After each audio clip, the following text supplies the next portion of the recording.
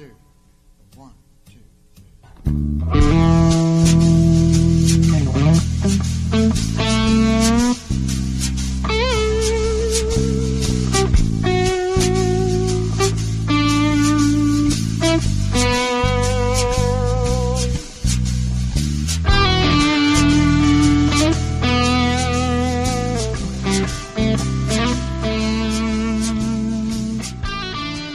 Hello, everyone, and welcome back to Random Alien Brain Droppings. I'm Suzanne Chancellor, and tonight we have Michael Lee Hill with us. Michael, how are you tonight? I'm doing fantastic. How are you doing, Suzanne? I'm doing really great. I've been wanting to talk to you for quite some time, and a lot of it has to do with a lot of these really interesting lights that you've been seeing where you live in Ohio. And I know that you have a YouTube channel, and I know that you're a musician, and there's a lot of really interesting things that I'd like to talk to you about. Well, it just started actually with seeing these orbs of light out over Lake Erie, and that just grew year by year. They would come in a little bit closer and let me film them more and more, and I started to get a big library, and some of the footage started going viral to where my YouTube channel now, which is Frozen Hill, it has, I think, like 3.7 million views right now. So that's kind of why it brought the History Channel to my doorstep, and you know, that gets into a whole nother story we can get into here shortly. But that sounds great. Yeah. So then I would like to also talk to you about your connections with A.R. Borden. We're going to talk about that. And we're also going to talk about your working with him and learning about where your bloodline is from, which I think is very interesting. I just had a mind-blowing experience. You know, with my contact with the Anunnaki, I just spoke at the Erie MUFON conference, and here there was a woman who I believe she's filming a new documentary with Travis Walton, and she was there, and she really liked my presentation. So afterwards, she invited me to dinner with Richard Dolan and Travis. And here, when I find out, she was Zachariah Sitchin's like close friend and assistant, and actually like filmographer. Really? Traveled with him all over. I couldn't even believe it. I was like, oh, imagine that. Wow. So that was really cool. I was almost in tears, actually, because it was so cool to get to talk to her and find out all kinds of inside stuff about Zachariah, you know? I read the 12th Planet, and it was definitely something that I think more people should know about. Right on. Yeah, so that was last weekend, so it's been really cool. And I've been speaking with Grant Cameron as well, and that's due to you know, I guess he's tracking down, working on the alien rock kind of subject matter. Right, you know? right. And it's interesting, too, because I just got contacted by Michael Luckman, who's working on Alien Oh, wow. Rock 2, the book. And so a lot of things are coming together, and especially it's interesting to hear all these things coming up regarding paranormal and, like, higher entity contact with people who have been around Eric Clapton. Now, that is interesting, and I noticed that you either liked or commented. I think you just liked the post that I put on Grant's wall about David Bowie and Eric Clapton. So I know that you did probably read that. Yes, indeed, yeah. It's just mind-blowing, all the things. I have some stuff that's come to me through, like, you know, the NSA side regarding Eric's connection into some of the North American Indian tribes that are specifically Anunnaki bloodline here. You see what I'm saying? Right, I do. I remember we talked about that last time. And, you know, the last time we spoke, you were actually going to a conference, I believe, where you were maybe going to meet up with Eric or get in contact with him or something. And I never knew what happened with that. That was in Columbus, because Eric spends most of his time in Columbus. And so where it goes is, you know, it's in the universe's hands, but a lot of things are coming about that I just can't understand why. If I think we're going to meet, we'll just put it at that, but maybe it's just not time. Yeah. It's, you know, to me, I've never had a problem being adopted, and I'm still super close with my mom and dad. Mm-hmm. And, so it's never like, It's cool that he's Eric Clapton, being a guitar player especially. I'd love Of to course. meet him, but, yeah, let's jam, Right. But yeah, it is what it is. But, I gotta say, it's getting taken out of my hands because Grant is going to be going on to Bill Burns' radio show coming up on the 12th, and he's bringing up a lot of his research and things that have been uncovered about, Eric being involved with Santana, with Santana's being in contact with higher dimensional beings, and being guided, to do the album Supernatural even, and Eric was involved with that. But who else I heard is involved with all of this is Robbie Robertson from the band. Oh, really? Yeah. In what way?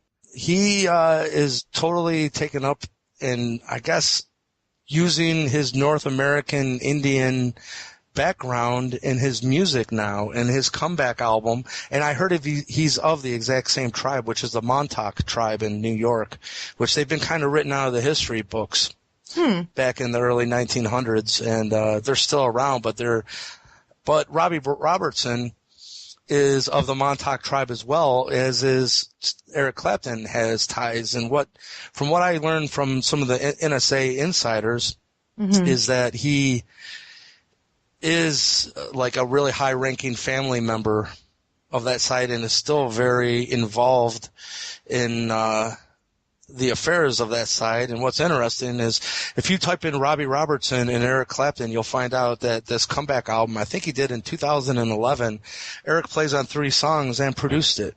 Wow. So I think that's an interesting connection, and too. Didn't you say that Eric also composed some music for Communion?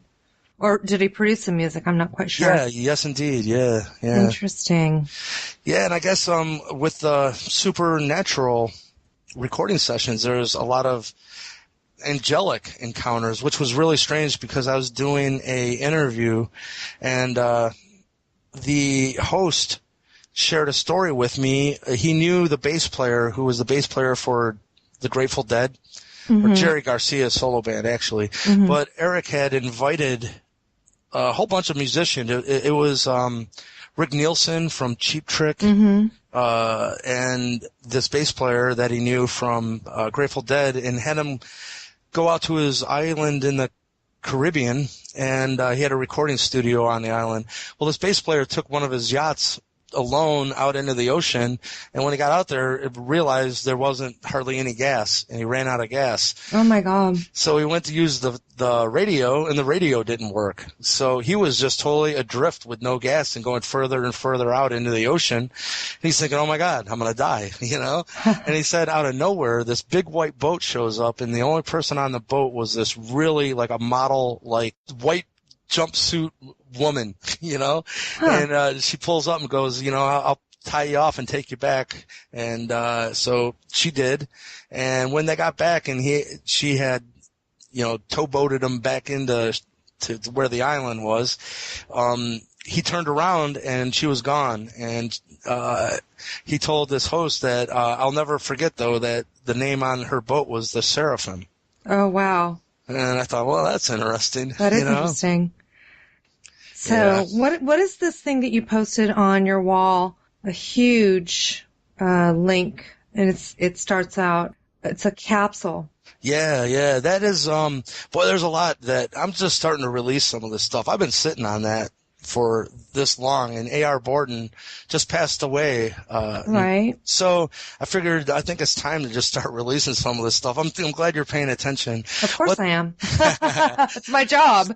Right on. What that was I can share with you as well my introduction letters. I was invited into the Linkage Institute because what they were trying to do every year, these people would meet they called them link conferences.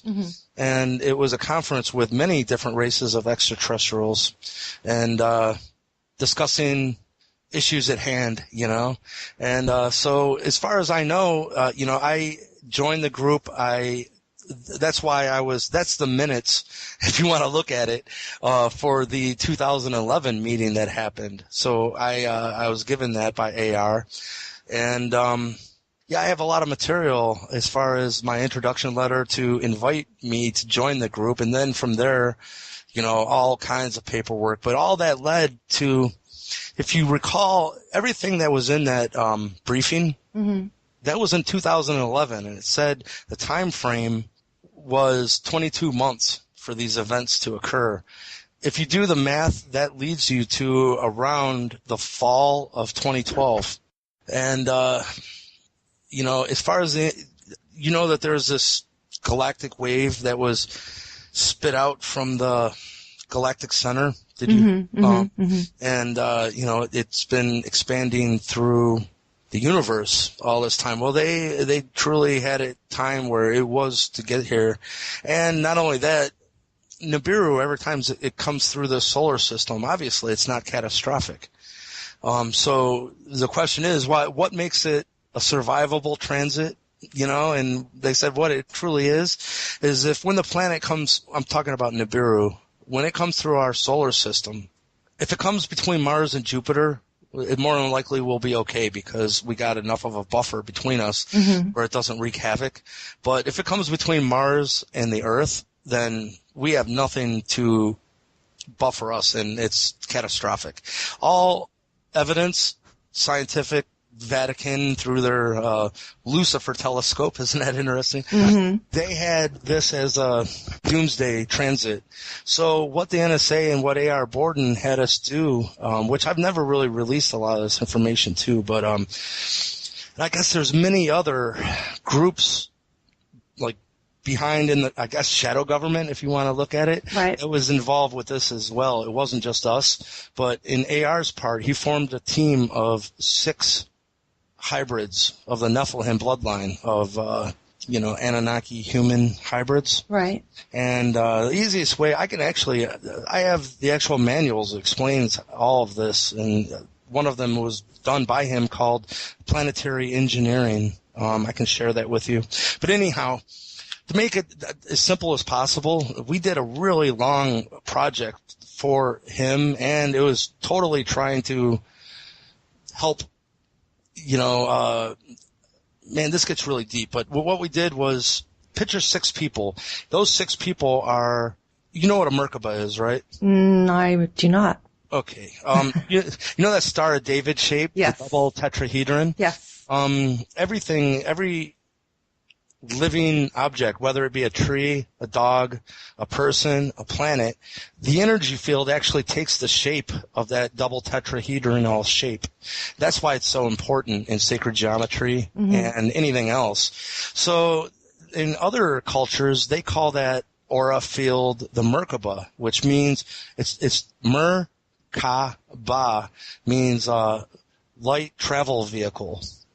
Yeah, I think it's I forget what other country. It's one of the Middle Eastern countries. But they say that certain spiritual practices and meditation and visualization techniques, they can start to spin those energy fields in very specific ways until it truly ignites into a little miniature supernova or sun around that individual, and it becomes an interdimensional travel vehicle. Which they say that somehow the spiritual masters will do that, and because truly once you're sitting inside of a ball of light, you get a free go anywhere past in the universe, because light is truly the only thing that is not bound by this universe's laws of physics.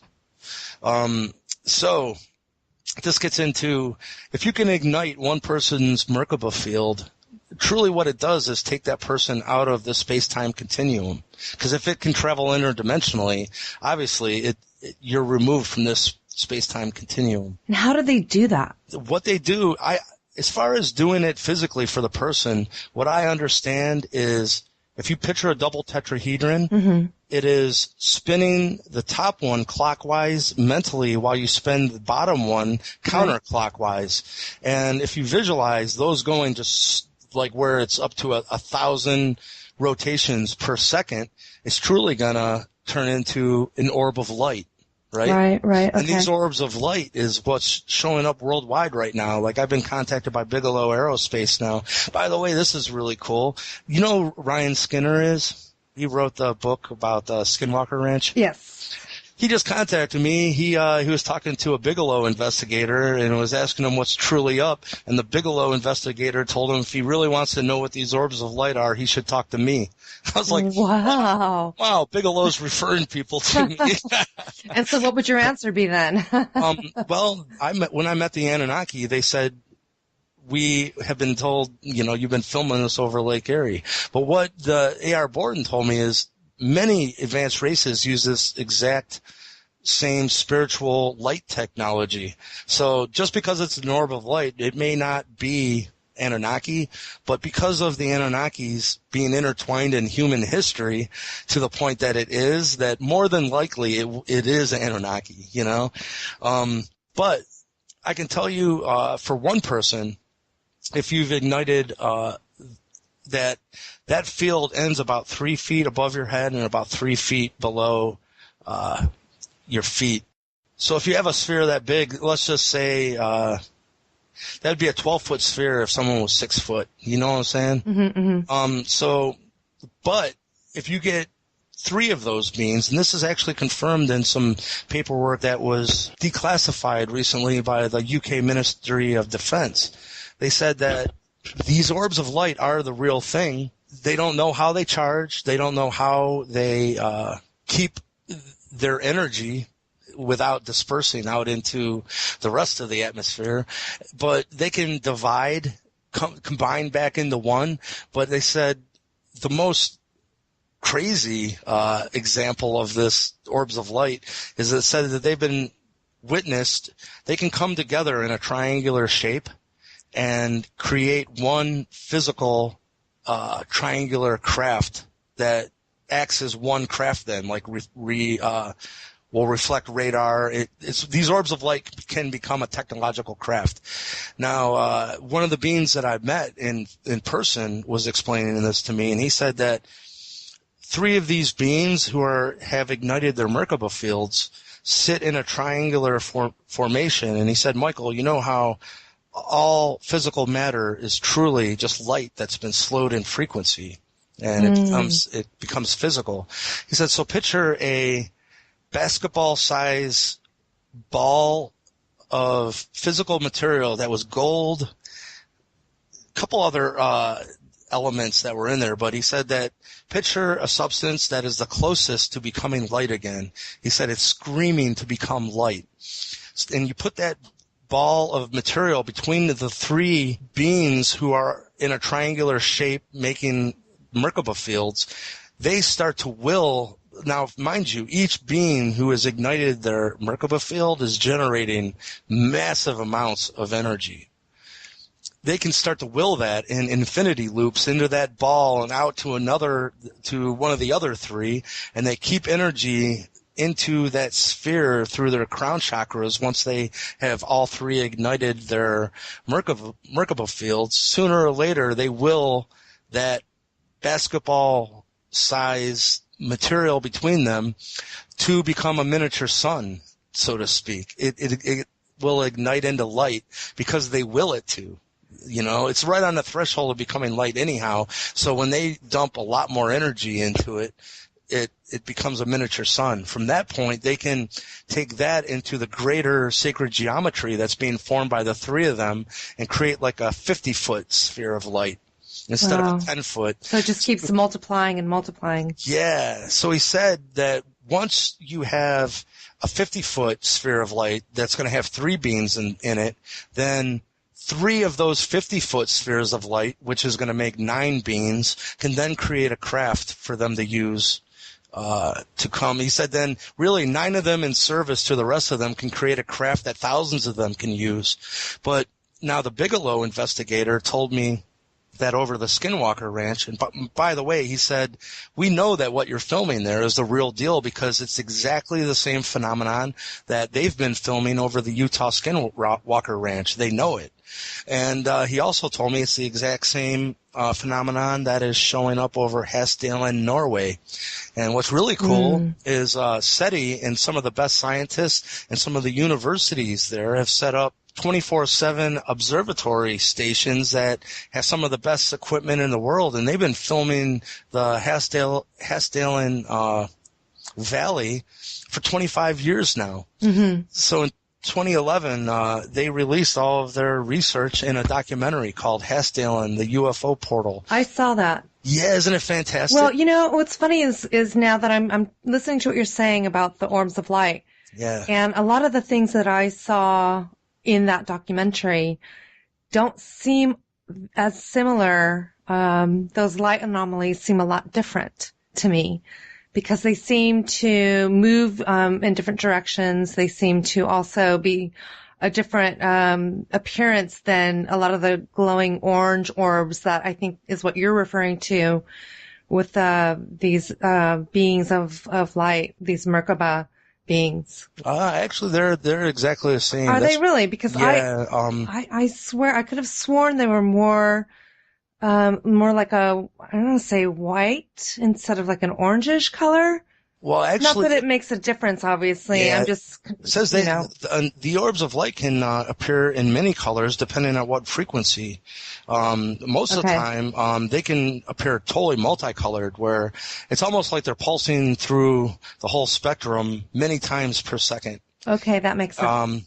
But, sometimes they appear totally green, which I've never seen them appear green, but I've heard that, I've seen them. What I can tell you is in Hasdale, the Bigelow investigator turned me on to, they'll take on a triangular shape, just like everywhere they're doing it, Mm-hmm. The point is, this is really messed up because in the UK Ministry of Defense, they released that these orbs of light can come together and create technology. An actual physical craft that is technological. In the Skinwalker Ranch, the reasons they're called Skinwalkers is the Native American Indians of that area would see these orbs of light take on physical, biological shape of like they'd become giant wolves, or giant deer, or whatever, Mm-hmm. And the Skinwalker Ranch, they said the scariest part to them was this. Whatever intelligence is behind the orbs of light, which, by the way, the A.R. Borden side of people, they told me that they truly, as far as our powers that be, they look at these orbs of light as multidimensional drones. And they said that they don't claim to know who is behind it, which I know A.R. Borden knows most of it is Anunnaki, but they said it might not be from this timeline. The intelligence behind the orb of light here may be from our past or present. Mm-hmm. And that's the exact same thing this investigator, by the way, his name was Gary Hernandez, and he is the same guy that contacted me. We actually talked on the phone maybe about 5 times and via email about 10 times and actually started to get a little rapport going, But at the Skinwalker Ranch, he said that all these scientists were living there, so they would go and take bags of groceries or whatever because they had to eat, and they would take them back and unload a bag of groceries in the closets and put some stuff in the refrigerator, walk into the other room, forget, they would remember that they forgot to do something, turn right around, walk back in that room, and all their groceries would be back in the bags. What? And, they called it poltergeist activity. It was almost like this intelligence letting them know that it knew, and I've experienced things like that as well, that it's just ways that they'll communicate through your own personal reality that is just not quite right. So I guess my point in all this is no one has truly asked, well, what is it like to meet a multidimensional being, When you sit here and you talk about, speaking to an Anunnaki, I'm sure that any person in the field also would be saying, oh, really? As much as we talk about it and as much as we know that these things do exist, I don't really think that a lot of us would bring that up in a typical conversation about, ufology. So it seems very unique that you actually have had that opportunity and that they would actually present themselves to you and tell you exactly who they are. Do they actually use the term Anunnaki? Or is it just something that really? Yeah, because my first meeting with them was in the middle of 2008. And at that time, there was no Ancient Aliens on TV. I didn't know what an Anunnaki even was. They addressed themselves to me. They said, we have been known as the Anunnaki in the past. I do know their true name now, by the way, if you're interested. Sure. Because that's our word for them. Right, and right. Nibiru is our word for their planet. That's not what they call their planet. Right. They said they call their planet the Sa'amai, and then the people of the Sa'amai are the Sa'am, and then Sa'am translated to our language would be Sam. S-A-M, which I was thinking Uncle Sam. But that's what they refer to themselves. And I can tell you the NSA people, they refer to them, when you talk to them, they refer to them as the Sam. And well, the fact that I even refer to them is kind of baffling to me. I'll tell you what's cool, though, is a lot of evidence is coming out. You know what's going to prove the Anunnaki to the masses is through the 1954 Eisenhower extraterrestrial meetings, because Bob Dean has went on record, and I have the video up on my website of him saying this. One of the races they met were the Anunnaki. And he said that the Anunnaki scared the shit out of them back then, because when they came down, they didn't land. They hovered over the runway for 3 days. And the inhabitants didn't get out of the craft. They demanifested and then rematerialized right in the room where they were. And when they spoke to the people, they spoke through telepathy. Mm-hmm. Their mouths didn't work. Well, in 1954, I guess that was almost too much for some of them, you know? Of course. But according to what I understand, and according to A.R. Borden, too, because I can share the interview where I brought this up, they put an offer on the table. They said, we will help humanity get to the golden era and using free unlimited energy.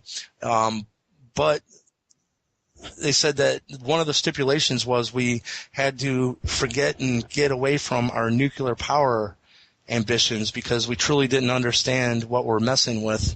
And evidently they were right?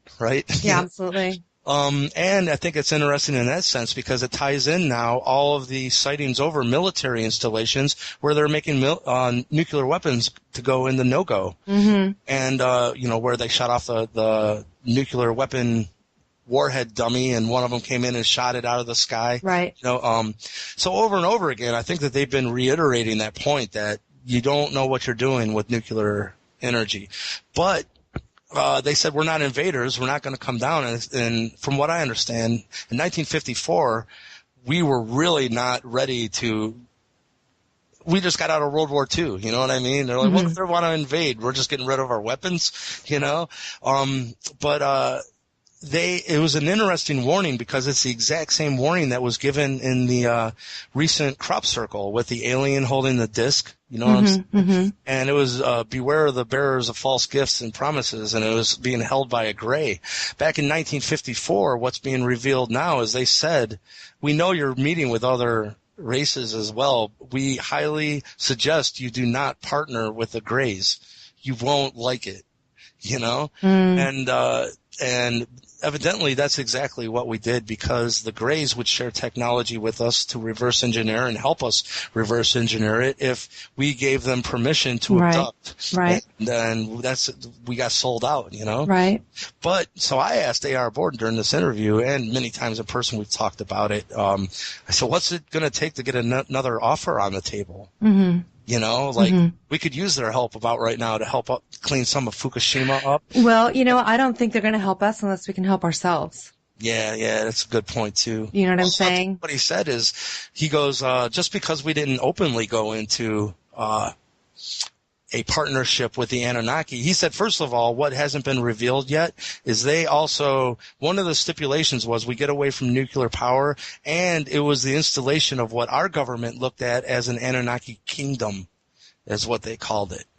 So they would have been in charge, and our government was like, well, let us think on this, you know? Right. So can I ask you a question? As far as that meeting with Eisenhower is concerned, mm-hmm. I think there's a lot of confusion. I think a lot of people have said, some people say, it was the Greys, and, nobody's really clear on exactly who it was that actually manifested. So then were there any descriptions of what these beings look like? All I know is I got clued into it through Bob. I had heard, because right now, from what I understand, there's 3 different races. that met with Eisenhower. Oh, wow. And I don't know what the third one was. I know the Greys were one and the Anunnaki were also another race. But listen to here, because this is what's really interesting, is what A.R. Borden says. Just because we didn't publicly start working with them, we did go into technology transfer programs with them in the shadow world. And the NSA had been working with a council of Anunnaki for a very long time called the Cortium. And that's truly just a name of a council of Anunnaki who are working within the higher echelons of the NSA. And he said that a lot of technology has been shared, which is he named one of it is called ENS, which is electrical neural sensing, which can be thought of as Anunnaki technology-assisted remote viewing, if you can imagine that. What? Yeah, it's not only can they remote view and send their consciousness to another location, but they can up the body's chi to the level that when they send energy elsewhere, because they've proven now that when you remote view, or even under hypnosis is how they found this out, which is really fascinating. Said back in 1960s, the government was looking into the subject of hypnosis because, they didn't know what the hell's going on. And under hypnosis, their subject was really distraught because he was going through a divorce and he really couldn't focus. So they said, well, we're going to put you under hypnosis, and just for fun, just mentally go out and get in your car, drive, just pretend you're driving to your wife's house, and then walk in the house to see what she's doing. And he does. And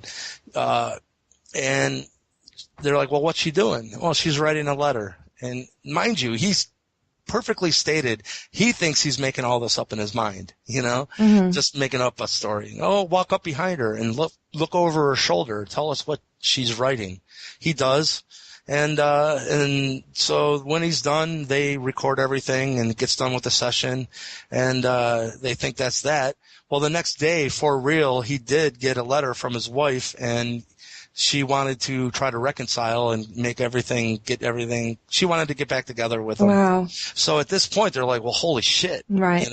So then they went to the next step of this. Instead of just sending him to his wife's house, they just sent him to the next room over where they had a bunch of technological equipment to see if any type of energy, whether it be subtle energy or whatever, photons, entered that room. Sure enough, there is a physical component that enters another room. And they say we all do it. If you're thinking of somewhere else, you are sending a physical component of your energy body, and time is not a factor, which is interesting.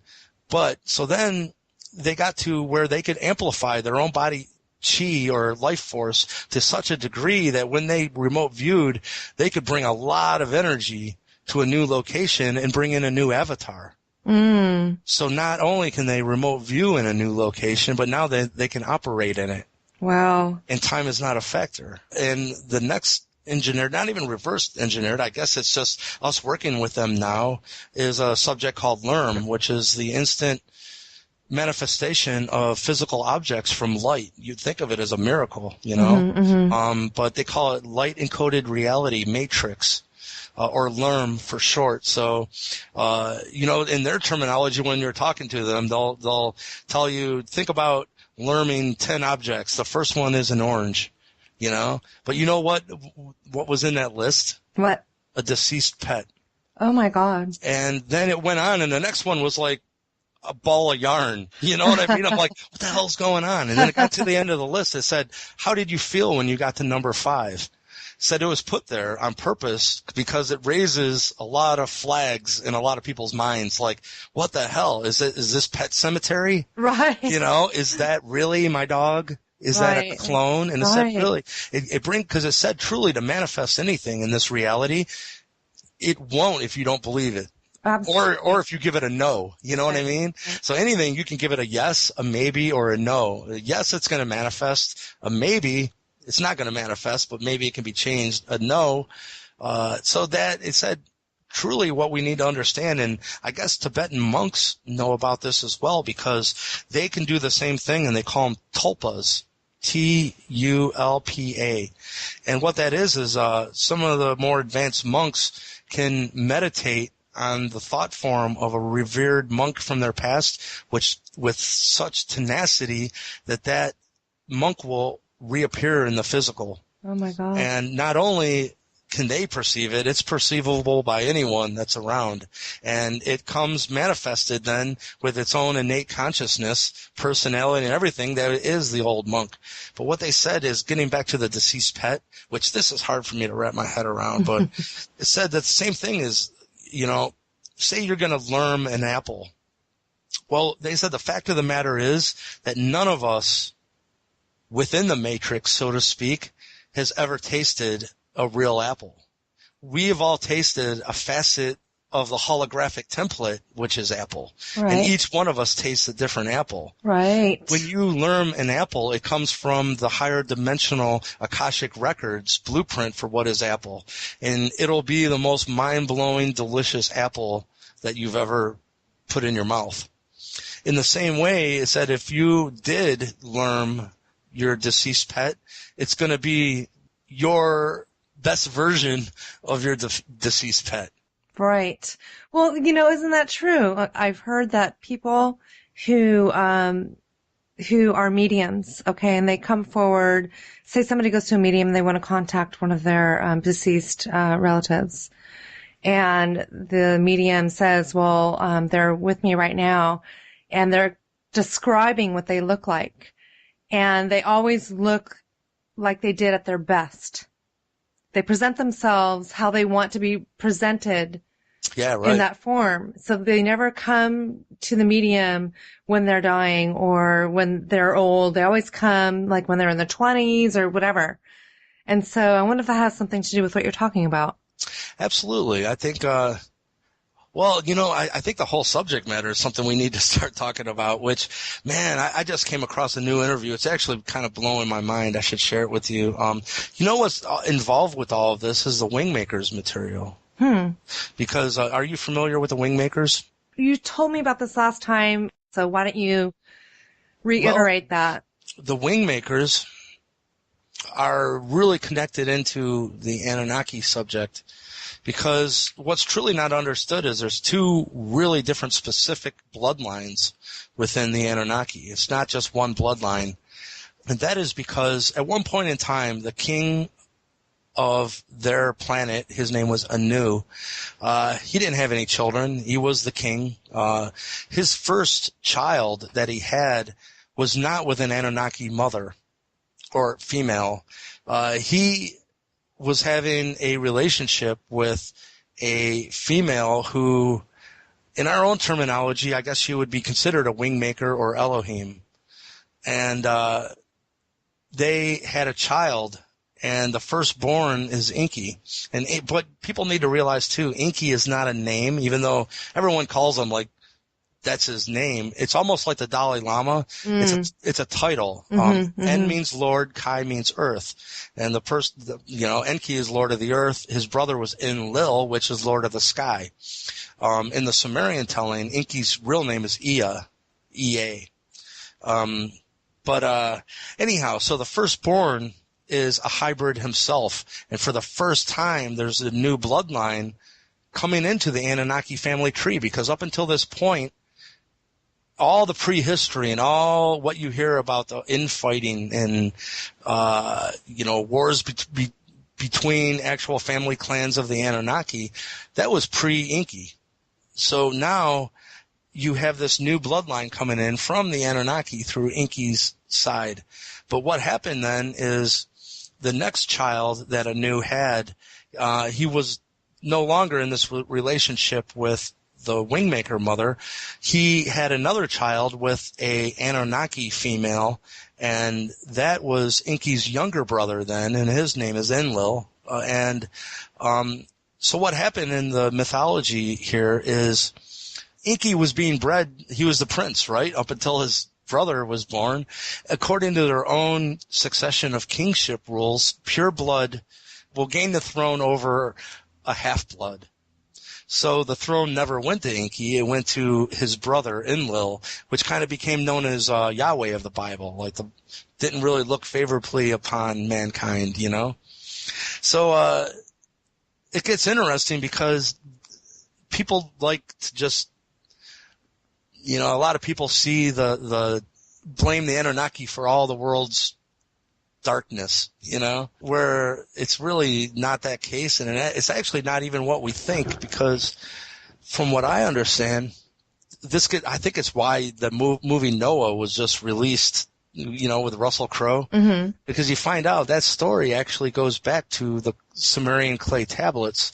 And the only thing is, it's told in much more detail of what happened. And truly, it was because Enlil seen that there was going to be this deluge coming up, and their scientists knew it, this pole shift, and there's nothing they could do about it. That said that even with their technology, which was really advanced, there was 400 million humans on the planet. And they're like, well, it just must be God's will. It's going to happen. It sucks, but, so be it. And that didn't sit well with Enki, because when they tweaked this Neanderthal man, I guess you could say, right, to create Homo sapien, Enki used his own DNA. So he looked at us as family. And so what had happened was, when Enlil put the word out that we're just going to let these humans perish in this deluge and wipe the game board clean, Enki went to his mother's side and pleaded for help. That, my race is in. By the way, they said this is kind of unheard of in their own. It's almost like Enki's own ascension, because they share of what would be considered like a hive mind. So one of them going against the whole was unheard of. You know what I mean? And so Enki goes to his mother's side and says, "Isn't there anything that can be done? My race is going to let this beautiful upcoming race that has so much potential just perish." And it's interesting, because the first thing the elders said, well, even if we do save them and create an ark, so to speak, will they evolve fast enough for this dimensional shift that's coming at the end of this cycle, right, being December 2012? And the answer was no, because even in the Sumerian clay tablets, do you know the name of where they said that they brought humanity into? No. The Eden. Oh, wow. And they said the truth of the matter was, even though we were created to help with the manual labor, we were treated more as pampered pets than anything. And there was no starvation, there was no homeless, there was no catalyst for change. And because of this, we were truly in Eden, and we weren't evolving. So the problem was that they needed to figure out a way to artificially put an accelerator pad on human conscious evolution, along with the ark. It's all a plan that was put in place to save us. It wasn't because we wouldn't have purged the dark thought forms fast enough before the shift. So this experiment of duality, where we would experience both light and dark energies, or lower and higher vibrational energy, however you want to look at it, in an accelerated fashion. It's almost like the mythology of having a devil on one shoulder and an angel on the other. Right. That, they whisper in your ear, and they can't make you do anything. They can just whisper in your ear, And, but that is their spiritual role then, and they split off into two camps. One to reflect back a negative polarity, and one to reflect back a positive polarity. And I think if this isn't known, then it's very confusing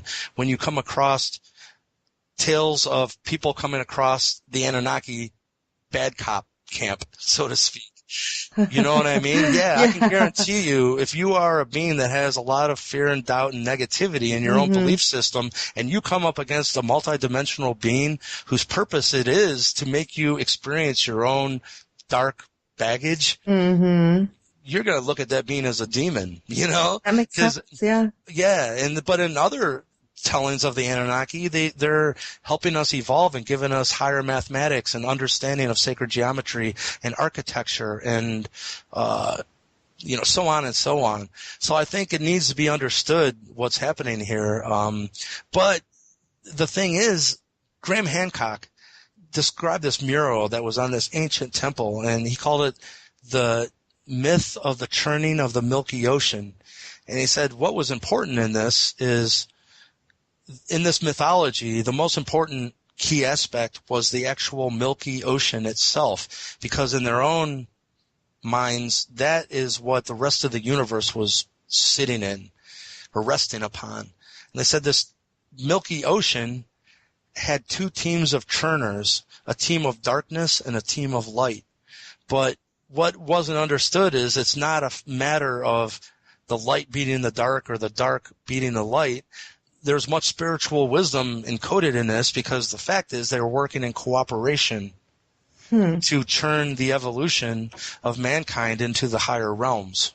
Right. But when I met them in person, they said that their own succession of kingship and how they relate to humanity is all based on the precessional cycle.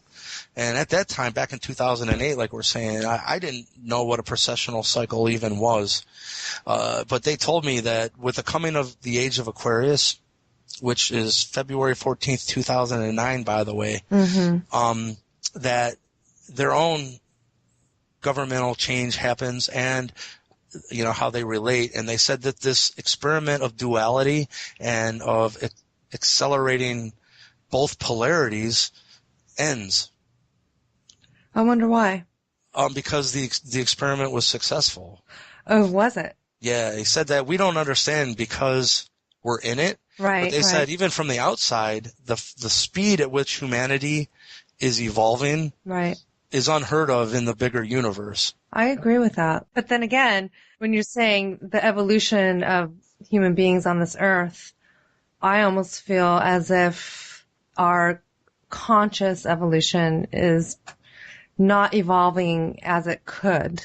Do you know what I'm saying? Oh, yeah, absolutely. Well, you know what's interesting is in this experiment, it was said that Marduk long ago felt that it was most important to accelerate technological evolution over even spiritual is the most helpful thing that we could do, which both sides, it has to be balanced, you know.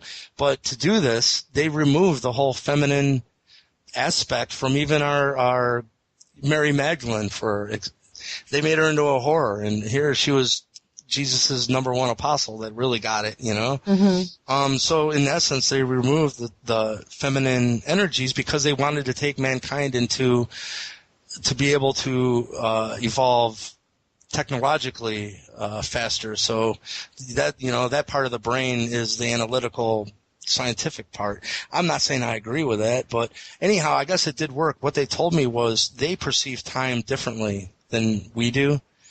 And the only way we could understand it is if we were doing an experiment ourselves on trying to make an animal that was close to being self-aware, let's say a chimpanzee. If we were trying to make it smarter, but like next week we're going to go on a 2-week vacation. Well, their 2-week vacation to them is thousands of years for us, you know what I mean? But to them, they left for 2 weeks, and when they came back, their chimpanzees had created churches and football stadiums and computer networks, and they're like, holy crap, man, what's going on here? And he said that they're even blown away by the speed at which humanity is evolving. And obviously, you know, we got a long way to go, but truly the next step needs to be the freeing of humanity. And they told me specifically that humanity has earned the right to be treated as equals. He said all along, really, truly what happened within their family sides was more along the lines of one side truly didn't trust us. That if we were given unlimited free energy, they said, what do you think that the people that are at war right now with their brothers and sisters because they don't believe the same way, what do you think they're going to do with their unlimited free energy? What do you think that the mentality of a mindset of a person that would take a woman who was just rumored to be having an affair and they take her into the middle of the village and they all stone her to death? What do you think that they're going to do with their unlimited free energy? They said that once unlimited free energy is released onto a planet, everyone has access to it. No one, it is the great equalizer. And so truly, they said they're not. We're not ready. Yeah, they were. We're really, not ready for that. Yeah. There's just no way. So, I mean, we would kill ourselves. My only thought to that was, well, because believe me, when this happened, I was in a teleconference meeting with some of the heads of the Knight Templars and stuff. It's really freaking crazy. I bet. But I said, well, we're all in agreement that there are higher intelligences at play here. How about we talk to them? Because I truly think that any upcoming civilization would have had to face this exact same point in their own evolution, that if they're growing technologically but not spiritually, right, they're going to self-implode. Right. So how about we talk to a race that got through this maybe 1 million years ago, and just learn how to get along in peace and how to implement that into a system of governance that works for everyone on a planet. And they said, well, yeah, that's a good idea. Right? You think? Wow, yeah. That's pretty fascinating. Yeah, it's cool stuff, man. Yeah, it is. But, I mean, how does that make you feel? On the one hand, it's almost like it's a lot to carry, when you have all this information. And well, yeah, what A.R. Borden said is the hardest thing is for an individual to know that this is the reality and not have it reflected back in your normal day 3D life. Right. It's like, I can't talk about this with most of my friends or anything. And it sucks, man, because we're social creatures. And, it's like, I don't even talk about it unless someone asks me specifically, which I learned also by the Indians, like as Chief Golden White Eagle. By the way, I'm really excited about this because of my bloodline being revealed on the History Channel, is why all this happened in the first place. Then I found out how it's connected to the Nephilim is going to be proven a reality, which is the Anunnaki human hybrid bloodline. Mm-hmm. And if you look in 1997, they discovered a brand new DNA lineage, which is called Haplogroup X. Right. And Haplogroup X is only in 3% of the North American Indians, and also the skeletons that have been removed from these earth mounds. Newark, Ohio, and the Serpent Mound, and there was thousands of them all around the Great Lakes, and in ancient Israel.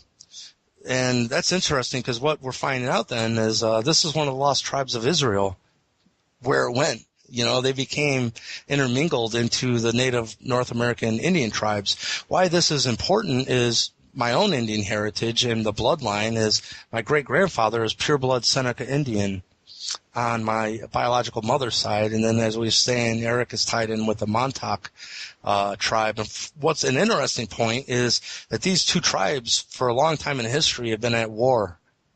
Oh, wow. So both, and if you can imagine, if Eric is a high-ranking member and my great-grandfather's remains are buried in a Church of Latter-day Saints. That is interesting. Yeah, because obviously he's not Mormon. You know what I mean? It's vice versa. They know.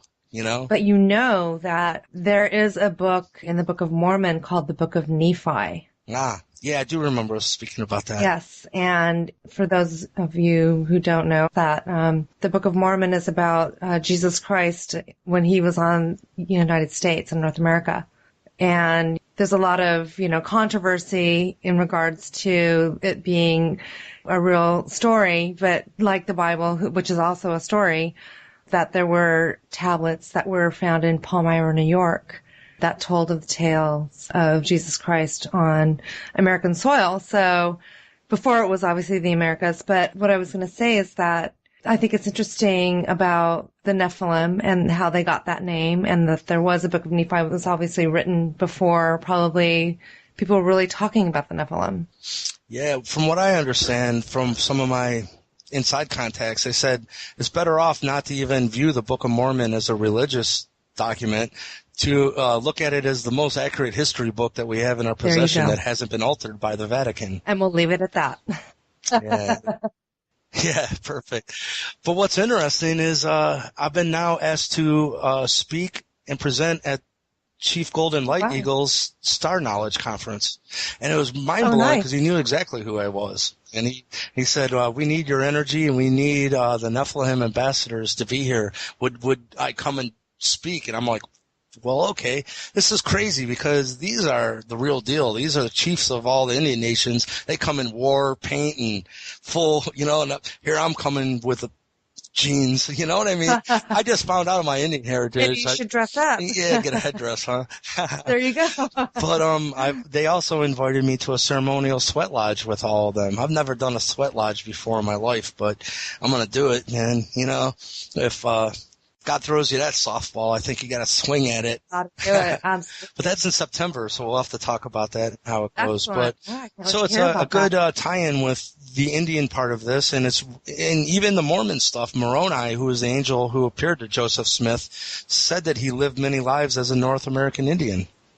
Well, there you go. Isn't it fascinating? I don't know. I have a hard time sometimes when people, they put down the Bible and the Book of Mormon and all that. And it's like, who are we to discount anything? It's your interpretation of it as well, you know? Yeah, so absolutely. It's just like reading any book, your interpretation of any book. Yeah. Well, those people would have been book burners in the past, you know? It's like, what the hell kind of mentality is that, you know? And actually, I think them bulldozing down these earth mounds and destroying them is equivalent to, in the past, of the destruction of like the Library of Alexandria, you know, and it's upsetting to me that people don't take more interest in our history and trying to save some of these sites and not just bulldoze them down and turn them into parking lots, you know? Right. Absolutely. But a lot of these, I think that they're still being preserved, which is really great. But I don't know about the ones that you were just talking about. Did they bulldoze them over? Yeah, a lot of them. Like one Oh, no. of the most famous ones is in Newark, Ohio. They call it the Newark Earthworks. And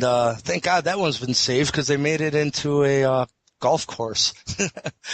Oh, my Isn't gosh. that funny? But, there you go. You know what's interesting, though, is the oldest known version of the Ten Commandments, and it's written in stone, and it's in ancient Hebrew, was found in Newark, Ohio, in those earth mounds. So you start to wonder, first of all, what I'm finding out is I've been told Christopher Columbus was about the last person to get here. There was a flourishing, well-functioning, advanced civilization here at one point. And these people, this was home base. Then they went to Samaria. Then they became the Egyptian culture. And the same mathematics and sacred geometry is encoded into the Newark earthworks as is in the Giza pyramids. You know, here's one good thing about this is this can't be withheld from humanity forever because they're finding out with ground penetrating radar. Let's say, for instance, the Sphinx in Egypt in the early 1900s, the only thing visible was its head sticking up out of the sand. The only reason we can see its body now is they've unearthed it, they've excavated it, you know. Using ground penetrating radar, they know that 99% of what is actually there is still under the sand. So imagine pristine pyramids that makes the ones in Giza look like babies, that they haven't had their outer casings ripped off by people to make temples out of them and whatnot. They're going to be in perfect shape. And once these things are revealed, it's going to become very apparent that there was a previous Earth history that we're not privy to, you know? Exactly. I mean, obviously, look at all the, you know, the giants that have been uncovered. And also in New Hampshire, there's a site called the Great American Stonehenge that actually is predating American settlements or even any history that we have Right here. on. And the thing is that they say that it was a lot later than it really is. Because if they say that it was earlier, then they're going to have to rewrite everything. And who wants to do that? Yeah. You They're know? not going to have a choice here. Hell no. Exactly. I think it's exciting, man. It is exciting. Well, you know, they say carbon dating of the charcoal pits at the site of the American Stonehenge dates from 2000 BC to 173 BC. Yeah. You know, have you spoken with Michael Tellinger? I have not. I think he's one of the greatest researchers into this subject matter right now, and he's found in Africa some of Oh, I've seen a video of his, actually. He talks about this, actually. Yeah. I think if I can, you know, give some credit where credit is due here, I think Michael Tellinger on this subject matter, also Fritz Zimmerman, he wrote Yes. fallen yes. angels of Ohio Valley, and they're called the Nephilim Chronicles. Because you're speaking of giants that were unearthed from these earth mounds. What you find, and this is something that hasn't been revealed, the older you go in time, the taller the stature of the skeletons. So there's been genetic work to reduce the stature. Up until now, the Nephilim are still here. It's the bloodline that I am. It's just now you can't tell the difference in height between a Nephilim. The only way you can tell is that there is an increase of chi at a cellular level. So how would you measure that? Well, what it comes through is what the History Channel revealed when they had my blood tested by a Harvard professor named David Systrom. And what they found was the normal human body releases an enzyme just naturally called creatine kinase. And it's released by the brain to facilitate healing, and it brings oxygen into the bloodstream. And the normal amounts of this in a normal human bloodline are 25 parts per liter of blood. And if there's been muscle damage or like a heart attack or anything to do with ripping of muscle, then the amount of creatine kinase, your brain starts flooding your body with it because it's going to bring extra energy to that wounded area to facilitate healing. And in that case, it can go up to about 250 to about 300 tops normally. What they found in Terrell Copeland's blood and why he was discharged from the military, and then subsequently they flew both of us to Boston and had both of our blood work done, was mine and Terrell's CK levels are right above 2,100, 2,100. So you can see a normal amount is 25 parts per liter of blood. Bloodline level of Nephilim is, well, they said that my levels of 2,100 would put me in the middle of 12 members of the shadow government A.R. Borden group, and they said that would put me in the middle of those 12, and the 12 members of that, the highest was 12,000. They said how this equates is oxygen in the human bloodstream equals how much electrical capacity is available at a cellular level. And that can be thought of as chi or life force. And they said a lot of people might be of the bloodline and don't even use it. You know what's interesting is, doesn't this sound a lot similar to the Star Wars stuff of the midichlorians, I think they call them?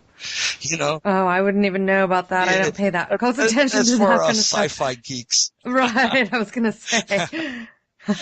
I am one, I will admit.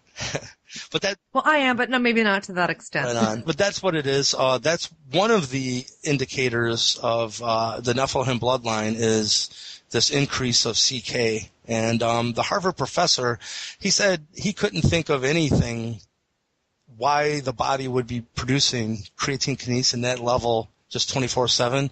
He said the only thing he could think of would be some type of unknown virus. And he said that all viruses aren't bad, by the way. That a virus is one of the only things that can work on the level of DNA. And he said he would suggest it's some type of unknown virus. And I've heard from the insiders that it's truly an Anunnaki alien virus that's introduced.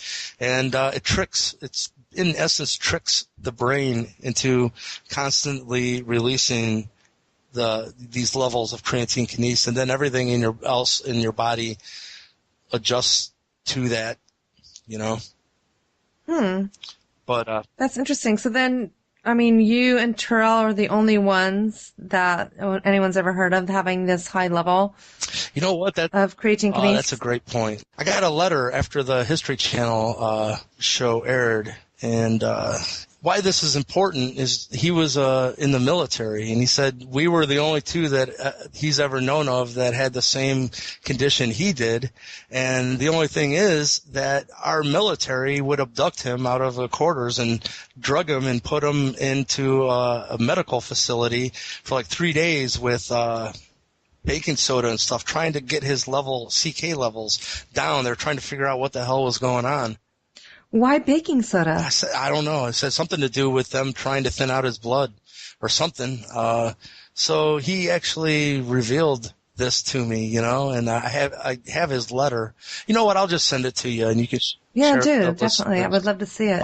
Yeah, it was really shocking because that was the first time I realized that, you know, the powers that be are taking an interest in people of this bloodline, and It makes you wonder, doesn't it? yeah, well, Does it make you nervous? well, you know, it's already happened to me too, and it was A.R. Borden's the group he works with. They're called the Labyrinth Group, and before.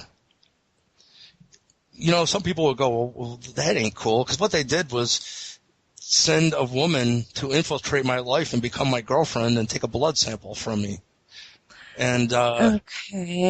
And it wasn't with my permission, and it wasn't painless. Oh my God. And it happened during the most private, you know, we were kind of fooling around, you know what I mean? And, and man, this is going to get into, you know, obviously I can't explain exactly what happened, but let's just say she had a ring on that if you picture a small straw and you bent that straw into a heart shape, like a perfect heart shape, and at the bottom of the heart, it actually came to what looked like a really super sharp scalpel, and it took blood into that.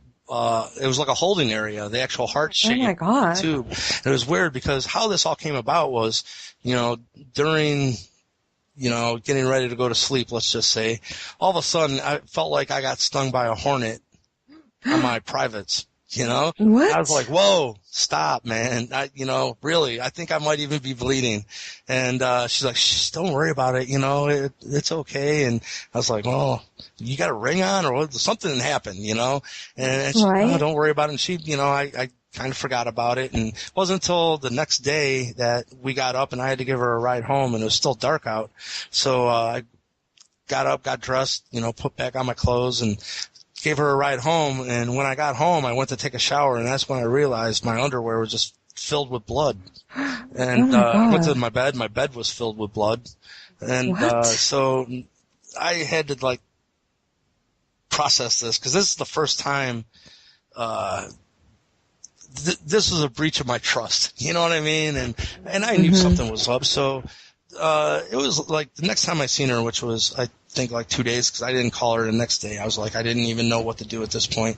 I mean, did you automatically think that something bad went down? I mean, yeah, actually, because I knew, like, interestingly enough, the next time I seen her, the first thing I said is, listen, I'm not stupid. You know, I know something happened, and so you're gonna have to tell me right now, or we're just never talking again.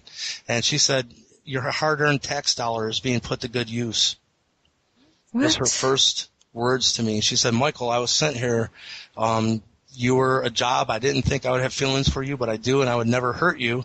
But the people I work for wanted to confirm what the History Channel had revealed about your blood. And they have, and it is the Anunnaki bloodline, and they're very upset that you haven't had children. And she said, she called me a breeder.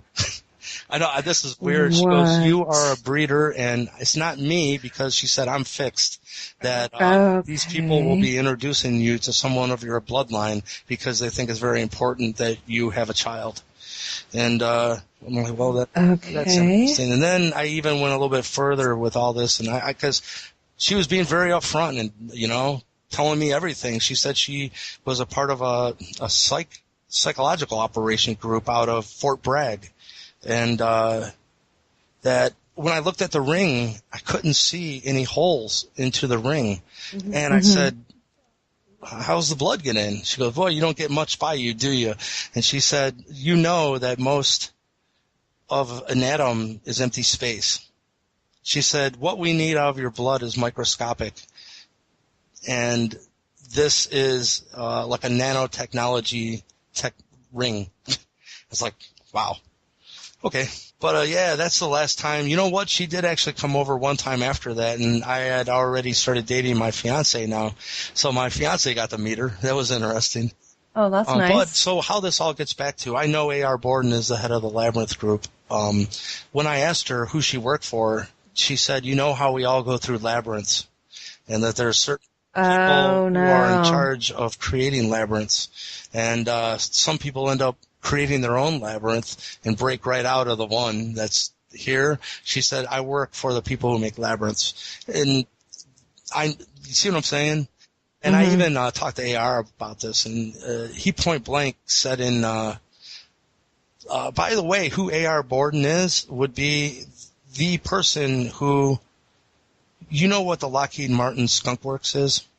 Yeah. Well, their liaison into the black world would have been A.R. Borden. Oh, wow. He's, that's who he is. He said that what I needed to pay attention to was the Labyrinth group, and he said, and so they're not all Sam, which now you know what that means.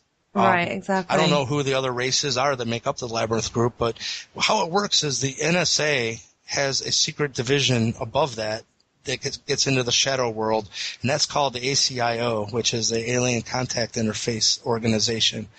Then there's even a more secretive part of the ACIO, which is the Labyrinth Group. The Labyrinth Group is the actual place where there is contact with extraterrestrial races. You understand what I mean? In Labyrinth laboratories, there are Greys and there are Anunnaki actually here on the planet working in those places. And what are they doing? Doing what? Well, that's what that meeting that I just put up. Okay. They're discussing things like that and how to alleviate those things.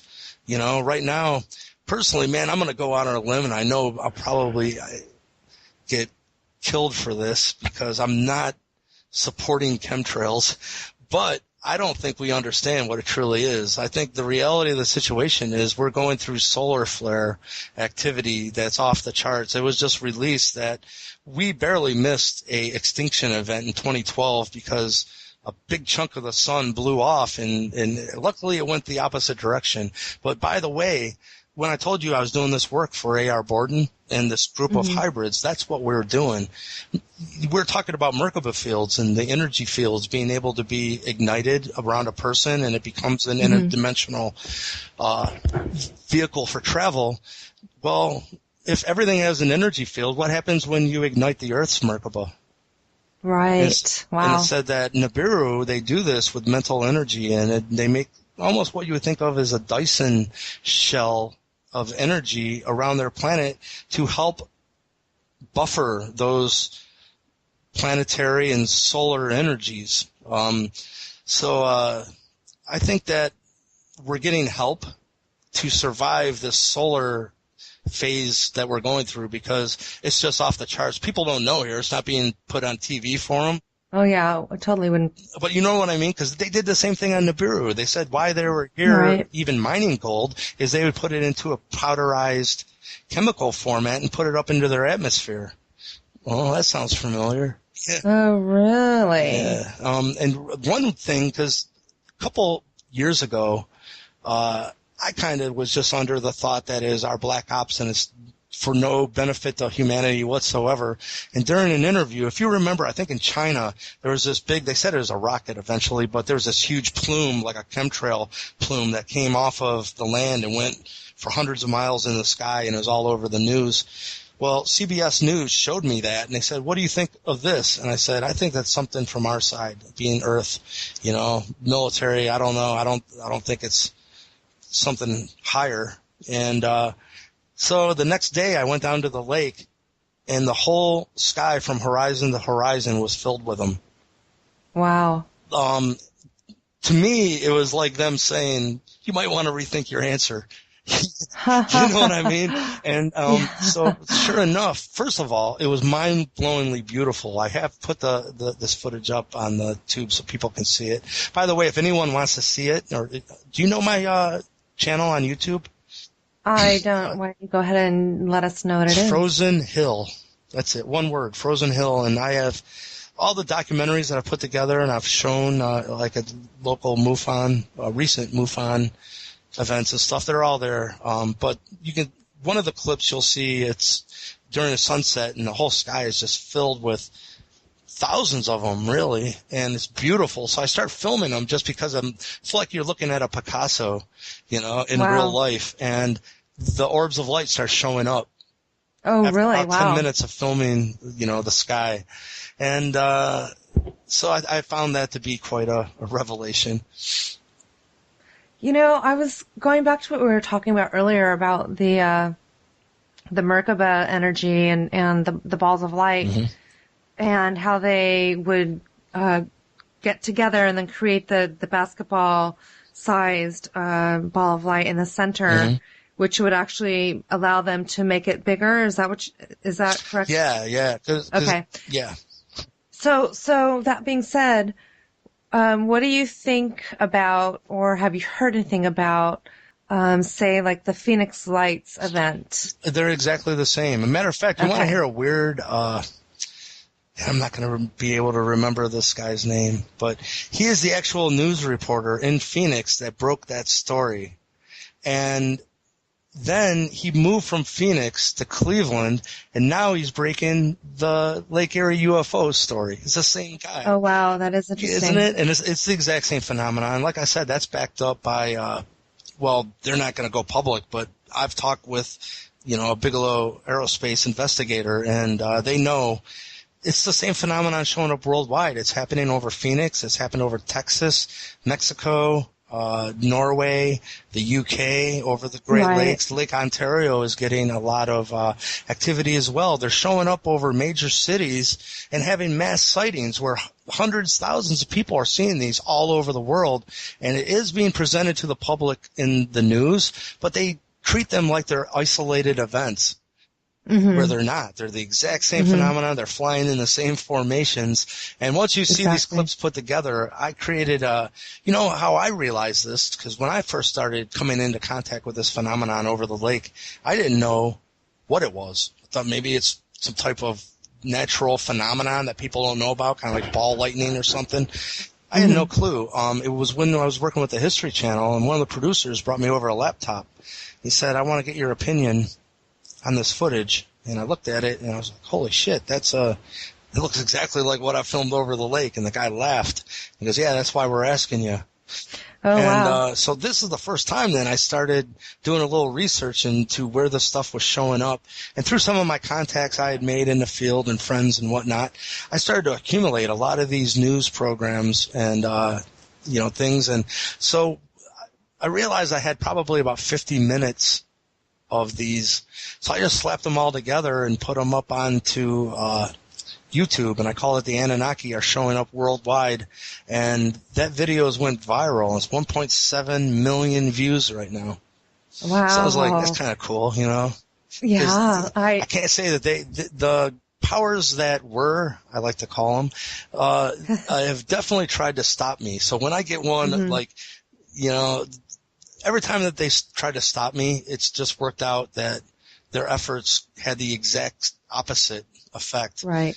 They attacked me at one point, broke my jaw in 3 places right before I was going to do a CBS News interview. What? Yeah, and who? Oh, black ops, people who truly at this time. This is what happened.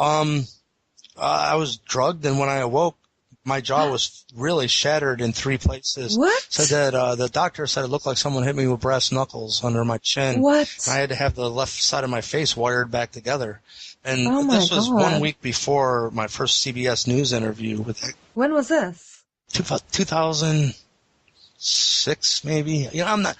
But the good thing is, well, check this out. I get home from the hospital and I have my face wired back together, and it's probably 4 days before the interview. And so I was physically in the process of calling them to cancel the interview because I really couldn't talk. I've had to relearn how to talk because it's really weird. You wouldn't even think about how, like, your tongue has tongue memory of where your teeth are and stuff. And all of a sudden, absolutely, there's new stuff going on in there. My tongue's slapping against my teeth. And so I was going to cancel the interview, and something came over me. I knew it wasn't coincidence. And I'm like, screw it. I'll mumble through the interview, you son of a bitches, and I did. So it was really strange, though, because that night when they go to show my footage, and thank God I did have a video rolling, and I got this, and I got it up on YouTube.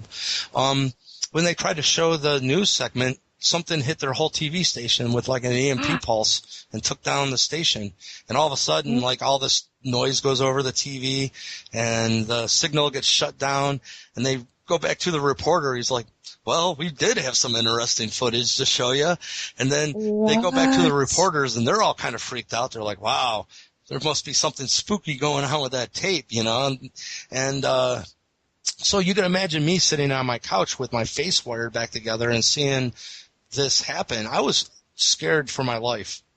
And the next day, I felt like there was going to be a knock on the door from the Men in Black. You know what I mean? Like at that point, I'm like, what the fuck is going on? You know? Right. And so the next day, I took all my footage. My thought was, if they're going to kill me, I'm going to get my footage to the person I respect most in the UFO field. And at that time, it was David Sarita, because I just watched the case for NASA UFOs, and I was just really impressed with his research and just him in general, you know. So I sent him all of my footage, and he ended up using 4 of my clips. I didn't know it at the time, but he was working on the Dan Aykroyd UFOs Unplugged with Dan Aykroyd, and that actually led to me and him becoming partners on a UFO documentary called From Here to Andromeda, and we need to get into that as well, because that was the first meeting with the Anunnaki, and it's really coming into prevalence right now because of some of the things that were revealed in it.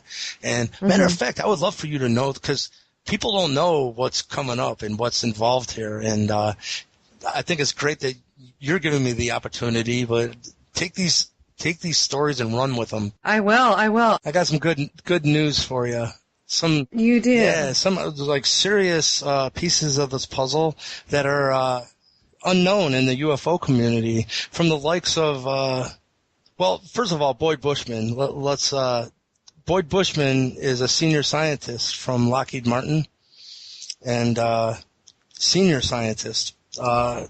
He's got 25 patents. He invented the Stinger missile, the FLIR radar system. This guy's a genius. And he just spilled the beans. He let us film him for mine and David Sarita's film, From Here to Andromeda, and he just spilled the beans, showed us working anti-gravity, all the principles behind it, showed us some blueprints of the first craft that flew in 1959, flying saucer. It was nuclear powered at that time. It was like our first attempt. I just talked to George Knapp recently, because I guess there's a Bob Lazar anniversary coming up, and there's going to be some hoopla about that. And one of the important things of the Boyd Bushman interview is he validates that Bob Lazar is legit, which is pretty mind-blowing. He says to David that there's some things now he can talk about, because he said, I've given you the Lazar tapes, and because that came from a white world, I can talk about it, and it is legit, pretty much, you know. So that's pretty amazing in itself. But the other thing I want to share with you is, when I was working with the History Channel, people may know that Bill Burns is a New York Times bestselling author. He co-wrote the book Day After Roswell with Colonel Philip Corso. And I had heard from someone that, you know, within the UFO community, that he had heard a rumor that there were some things that Corso had removed out of the book. He didn't think we were ready. And so back in 2008, when I was doing the History Channel show, I asked Bill Burns that, and he confirmed that was indeed the reality. And I just left it at that. I didn't say any more. Well, now, coming to the future, he released a book called UFO Hunters Season 1, the book. And so what the book was every chapter was on a different episode of Season 1. And it got into more behind-the-scenes information on that episode. And this was really cool, by the way, because I had never known how the History Channel felt about my episode. And here I find out it was their favorite episode out of it. Oh, wow. And they said it was actually the reason that the whole series got renewed for a second season. Really? Yeah. And he said that also it set the tone of what they thought was like the essence of the whole series. I thought that was cool. But because he's releasing this book, he invited me to do his future theater radio and, talk about some of the things we found out, like Eric Clapton being my father, for one. Then it came to be that I was doing some co-hosting a couple times a month for a radio show called Other World Radio. So I said, if you want to talk on, and it's a pretty big radio show. So I said, if you want to promote your book, I'd be glad to talk to you on the show. So he did. And right before the show, I emailed him. I said, you had said that there was some stuff that was removed by Philip Corso out of Day After Roswell. Could we get into that in this interview? And that I didn't want to just spring it on him, because if he would have said no, I wouldn't have brought it up. I'm not like what's that called? Like a guerrilla interviewer. It's like, I wanted to get his permission, and be respectful about it. He's like, sure, we can get into that. So what he revealed just blew my mind, because first of all, it gets into the JFK assassination and, the truth behind that reality, and how it also ties into how we almost went to World War III with Russia during like the Cuban Missile, which everyone knows anyhow. But it was a lot more detailed than that, because one of the things was we were almost being pushed into a preemptive strike on Russia. And it was unheard of, and it wouldn't have been, they were going to hit them with everything we had. And it was because Russia wasn't playing ball. They had captured a bunch of our men, like 40 guys, pretty much turned them into Manchurian candidates. And it put us in a weird place because Philip Corso knew this, and he said, it sucks, but we can't allow them back, And of course, Russia is like, we're going to tell everyone we have your hostages and we're ready to give them back. And, and we won't take them. Yeah, and we won't take them. It's creating a quite, right. And they're like, well, listen, you happen to have radar technology in your fighter planes that is so far advanced from the rest of the world that it's not even funny. So how about you share that with us? You know what I mean? And so first of all, I want to tell you that I'm going to send it to you. I have this whole interview. I just put it up on my YouTube page, the actual interview with Bill Burns, so you can hear how out of his own mouth this, and it's historical information, and no one really knows it yet. But due to my own curiosity with this subject, I started thinking, well, wow, is there anything in UFO, the UFO culture out there of U.S. specifically radar systems being shared with Russia? You know what I mean? Mm-hmm. Sure enough, there is, and you won't believe where it came from. Where? A.R. Borden's people. What? Yeah, check this out. They ask in this, it says, so the question is, who gave the Russian government the U.S. technology Russia and the rest of the world were so far behind on? It says, and this is A.R. Borden saying this? This is actually Neruda talking about when 15 is brought up. 15 is A.R. Borden.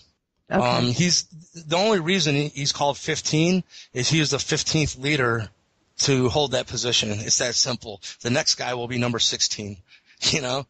But it says, so what can you share with me that corroborates, even to a tiny degree, that the Labyrinth Group might exist? We've already talked about who the Labyrinth Group is. Mm-hmm. Dr. Neruda says nothing. There's nothing you could do to trace things back to the Labyrinth Group. I can't stress it enough. Our ways of filtering technologies into the private sector are extremely subtle. Okay, then just give me an example. The Labyrinth Group developed a computer system which we call ZEMI, Z-E-M-I. Part of the unique characteristics of ZEMI is that its informational structure is based on a new form of mathematics for information storage, recombinant encryption, and data compression. It was a mathematics that provided quantum improvements in each of these areas, and we share it with scientists involved in the designs of the MiG-29. You're saying that the Labyrinth Group worked with the Russian government?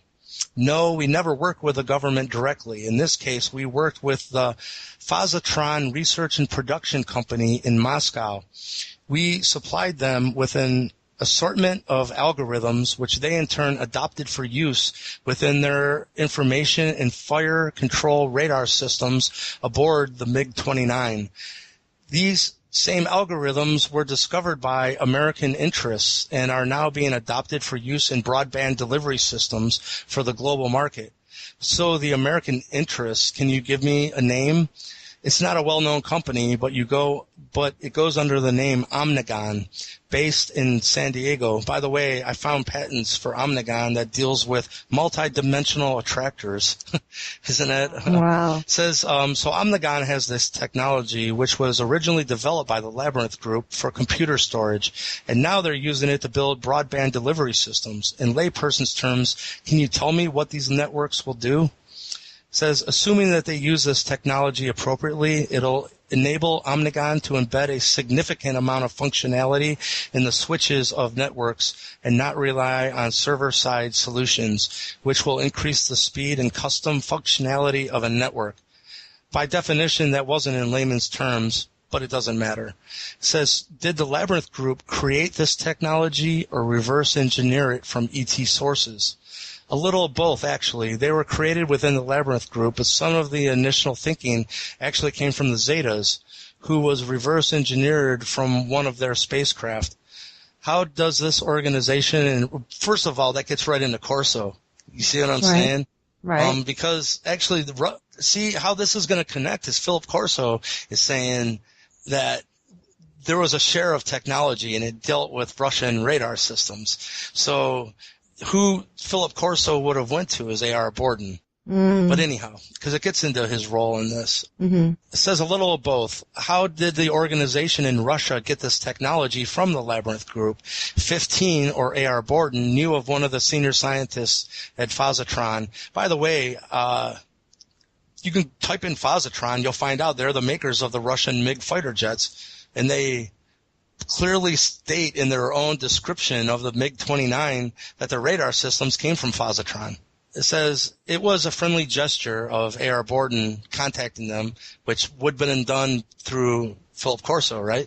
Which he believed would later be useful in recruiting the scientists. This method of sharing creates loyalty, and it can be done in such skillful ways that the recipient of the idea will believe it was their idea in the first place and not simply given to them. But you must track these technologies, or how else would you know it ended up in Omnigon's hands? And it says, we have operatives from the intelligence communities who feed us information. They're essentially moles that live within the major government research labs and military industrial complex. And in this case, one of our operatives at General Dynamics brought this to our attention. We even use remote viewing technologies to track some of our more advanced technologies that we've placed within major syndicates. And it goes in to say, I can give you proof to one of A.R. Borden's only released documents ever. It says A.R. Borden is a retired itinerant scientist traveling the roads of America in search of people with talented and extended human functions. By the way, that's why he contacted me. In the interview, he said, there's not too many people who can tune in at will, and those that do are noticed, and you were. And that's why we're talking right now.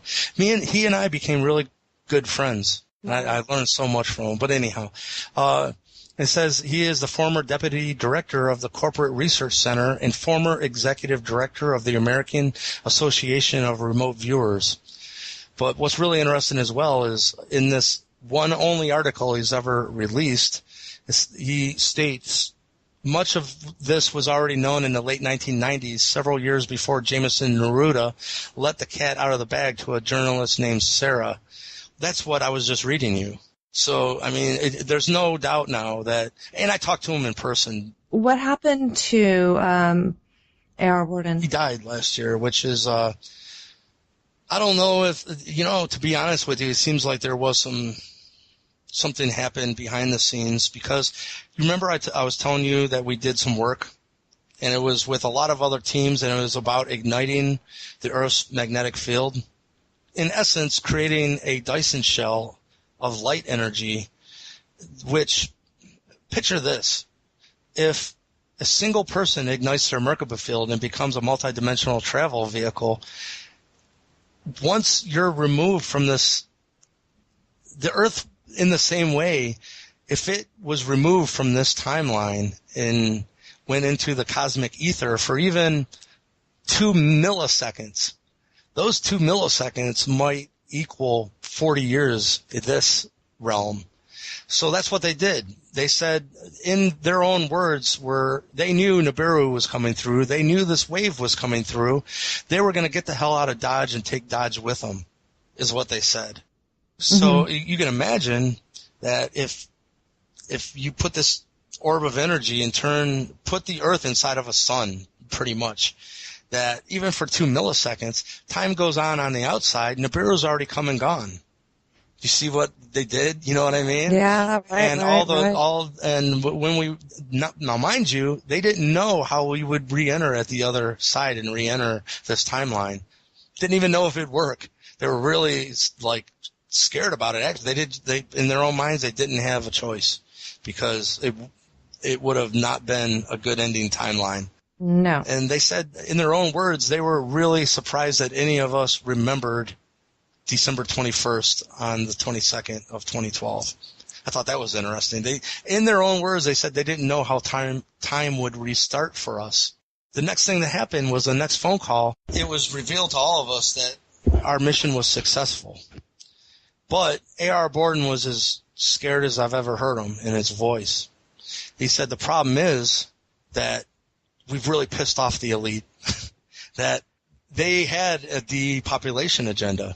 They wanted billions of us to die, and we just thoroughly screwed up their plans. They just built these underground dumbs or, underground bases. In their own messed up minds, they were just going to go down, hunker down, and once the dust settled, they were going to resurface to their own little utopia and not have to worry about people that would misuse unlimited free energy and whatnot. That is interesting. So they were really pissed off, and AR was really... I've never heard that type of tone in his voice. And he said, I want you to all be very careful. And he said, Michael, you in specific, they're targeting you. And to keep your wits about you, because he's not talking about targeting as black ops with a gun. They have ways of, especially people around you, to tweak their emotional states and just make your life a living hell, Is your life a living hell? Well, they tried. Every time that they tried. What happened right away after that, I had worked 6 months in 2012 with the Spike TV network, and the show was just coming out unbelievable. They came here and got testimony from the Eastlake Police Department, my hometown, had corroborating evidence from Homeland Security and the Coast Guard, because the 1988 famous Coast Guard event of Eastlake, Ohio, where the Coast Guard went and seen this craft over this power plant, Richard Dolan lists that as one of the top 10 ever UFO accounts because of the government documentation backing it up. That's right here. It's the exact same place where I'm filming this stuff. It hasn't stopped, By the way, that same power plant, I'm talking with the History Channel right now about this, because here's another bit of information that isn't known right now. So you got the 1988 Coast Guard event in Eastlake, Ohio at CEI power plant. This woman sees a huge triangular craft. She calls the Coast Guard. The Coast Guard come down, witness this craft for 20 minutes, seen these triangular craft come out of it, and one of these craft actually buzzed their truck. These are the Coast Guard officials, Now fast forward to the future. In 2003, remember the blackout that took out most of the northern United States and southern Canada? Well, on the recent Hangar 1 show, it was revealed that there was UFO sightings over 3 power plants that night, and one of them was the CEI power plant, same place from 1988. But the fascinating thing is that CNN then revealed that they investigated the origin location of that entire blackout and where it started from. And again, it's the Eastlake CEI power plant. The exact same place was the actual origination spot of that entire blackout. I think that's fascinating. That is fascinating. So then when did you first start seeing, obviously you've been seeing these orbs of light or light energy around that area for quite some time. Is that where you actually were born? Have you lived there your whole life? Yeah, I've lived here my whole life. I never really went down to the lake much, actually, though. Kind of like, sometimes when you live next to something, you just get used to it. And, but I go down all the time now because that's one good thing is going down to film these UFOs really, like, reawoke my love of going down to the lake. I just go anytime now. There you go. Watch the sunset and but anyhow, about 2005, me and a friend were in my backyard just taking a break during band practice, and he and I seen a craft. I live really close to the lake. It's probably only a football field length, maybe 2 football fields from the lake. And this craft was right on the shore. And if you held your fingers up to the horizon, if you can picture like how far that would be, if you held your fingers about 2 inches apart, that's how big this craft was in the sky. Wow. It was huge. And he and I sat there and watched it for, I don't know, about 5 minutes, go back and forth along the shoreline.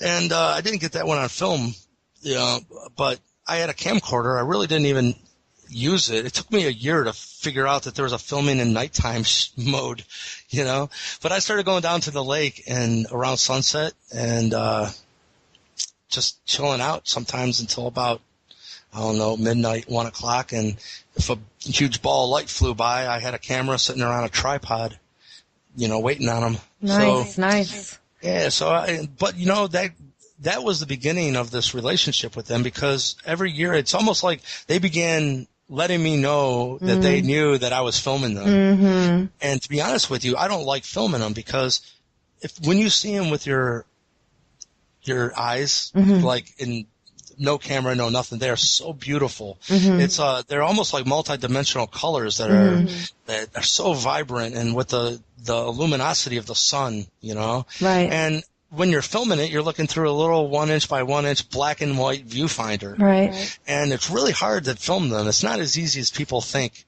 So, I got to the point where I would talk to them and say, listen, I am not filming you. I've got plenty of film already. Unless you do something new, come in closer or do something different. Otherwise, I really just want to look and let that light hit my retina. Right. And so sure enough, they started coming in closer and closer. I had one. I didn't get this one on film, but I was just sitting there. I had, usually I'll take 2 tapes, and each tape will hold 1 hour.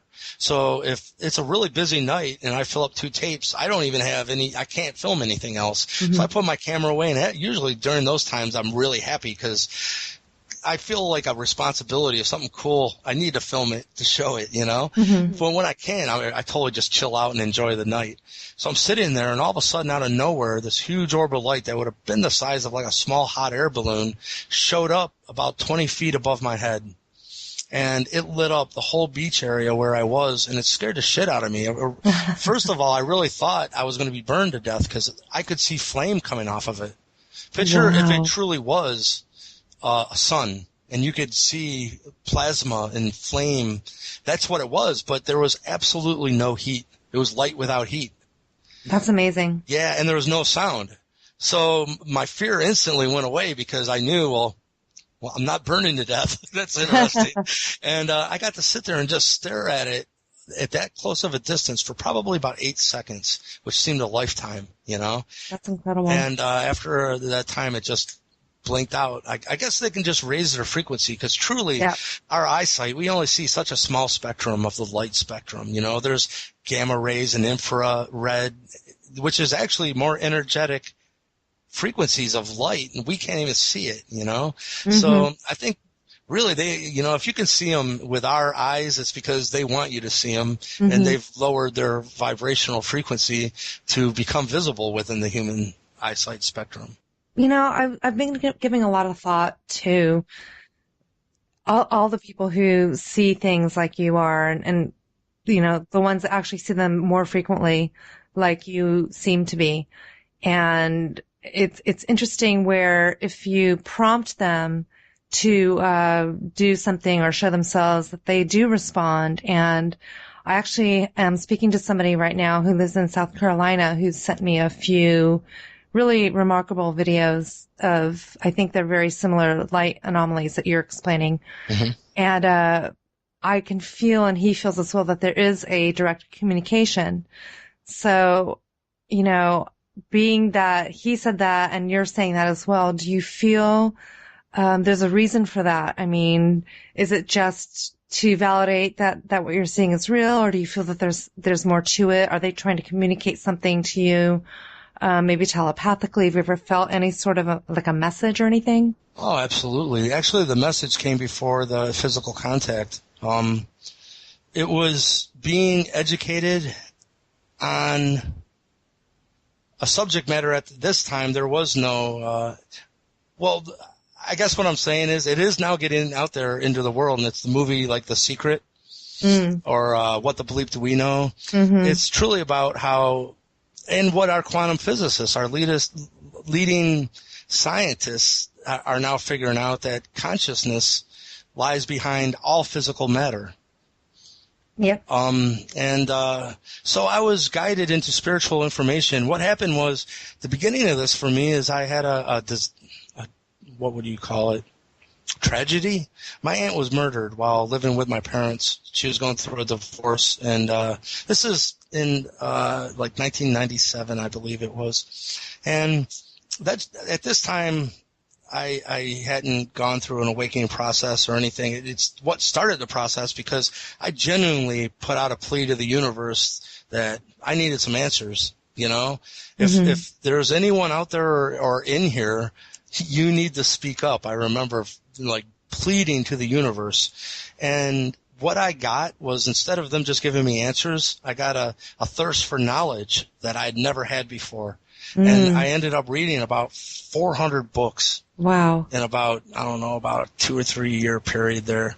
And I was guided to information with such synchronicity and weird coincidences. And it's right. Like, synchronicity plays a huge part in all of this, doesn't it? Absolutely. They said actually they said the only way you can imagine is if you had a dream one night, and in it you met the Creator, and the Creator gave you a flower and said, this is to symbolize our meeting, and that you know you're loved and everything is one, and we know the ending of this story, and it's positive.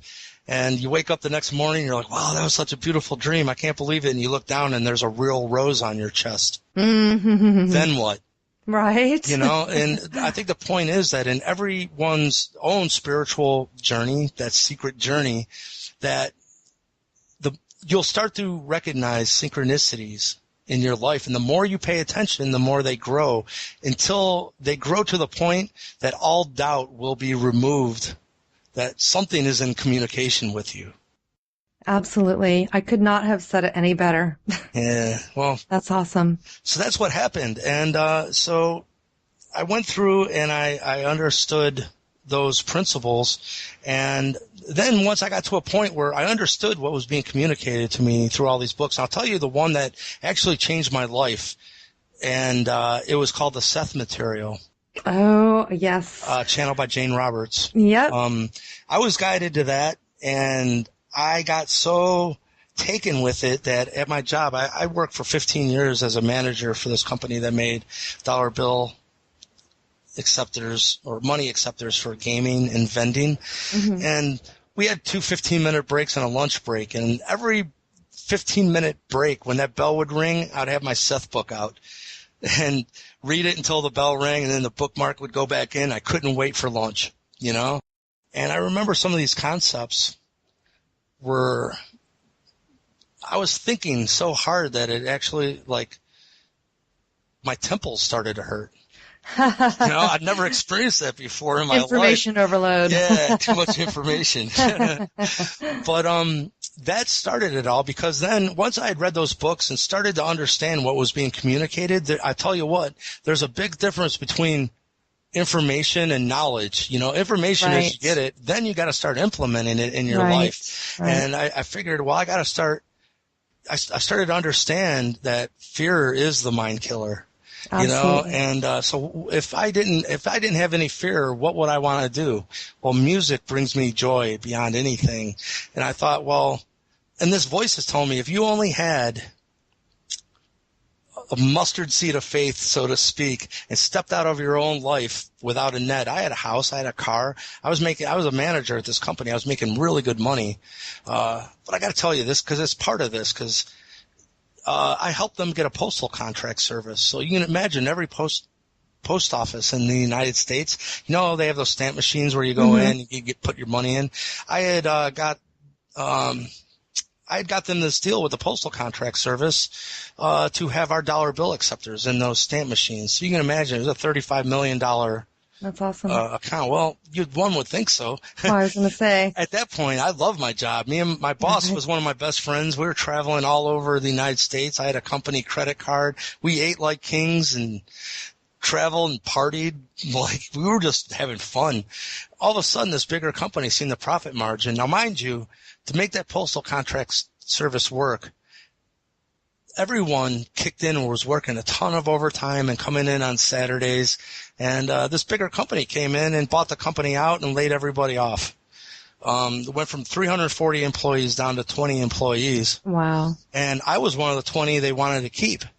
And I was just heartbroken because those people were my family, and since I was in a manager position, so many people were coming to me and were just afraid, like, are we losing our jobs? And the answer was yes. But it really hadn't even got out into the company yet. And I took it so I walked. I didn't know what to do. I put myself on the layoff list. What? Yeah. And so I get called into the president's office, and he says, listen, I decide who gets laid off, and you're not getting laid off. We need you, and that's the end of it.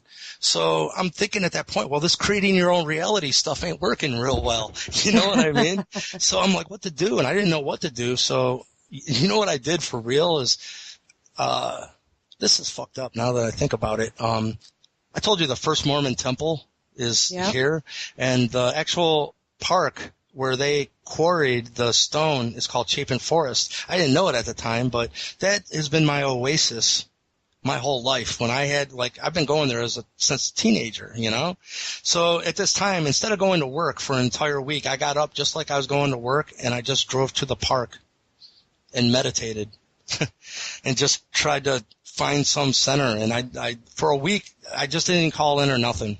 So after that week, I decided, well, I got to do something. So I drove back to work, and I went right to the president's office, and I said, listen, I can't explain this to you, but I need to do this. I need to give this a chance. I said, all I'm asking you to do is do what you're doing to all these other people. Lay me off. I need the unemployment. And I've helped this company. And he said, I'll tell you what, if you'll just stay till the end layoff phase, I'll give you they gave me a kick-ass severance package. And, so that was the end of that. But afterwards, I felt a freedom that I hadn't felt in a long time, because my universe and future was totally wide open for the first time. You know what I mean? Mm-hmm. Anything was possible. About 5 months, though, went by, and no magical doors had opened.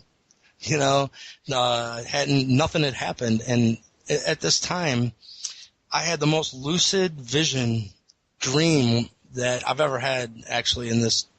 What had happened was I was being guided down a corridor by a guide, and it emptied out into a club. And in it, Steve Vai, famous musician, was doing a sound check. And I remember him doing this song. It was called There's a Train That's Leaving.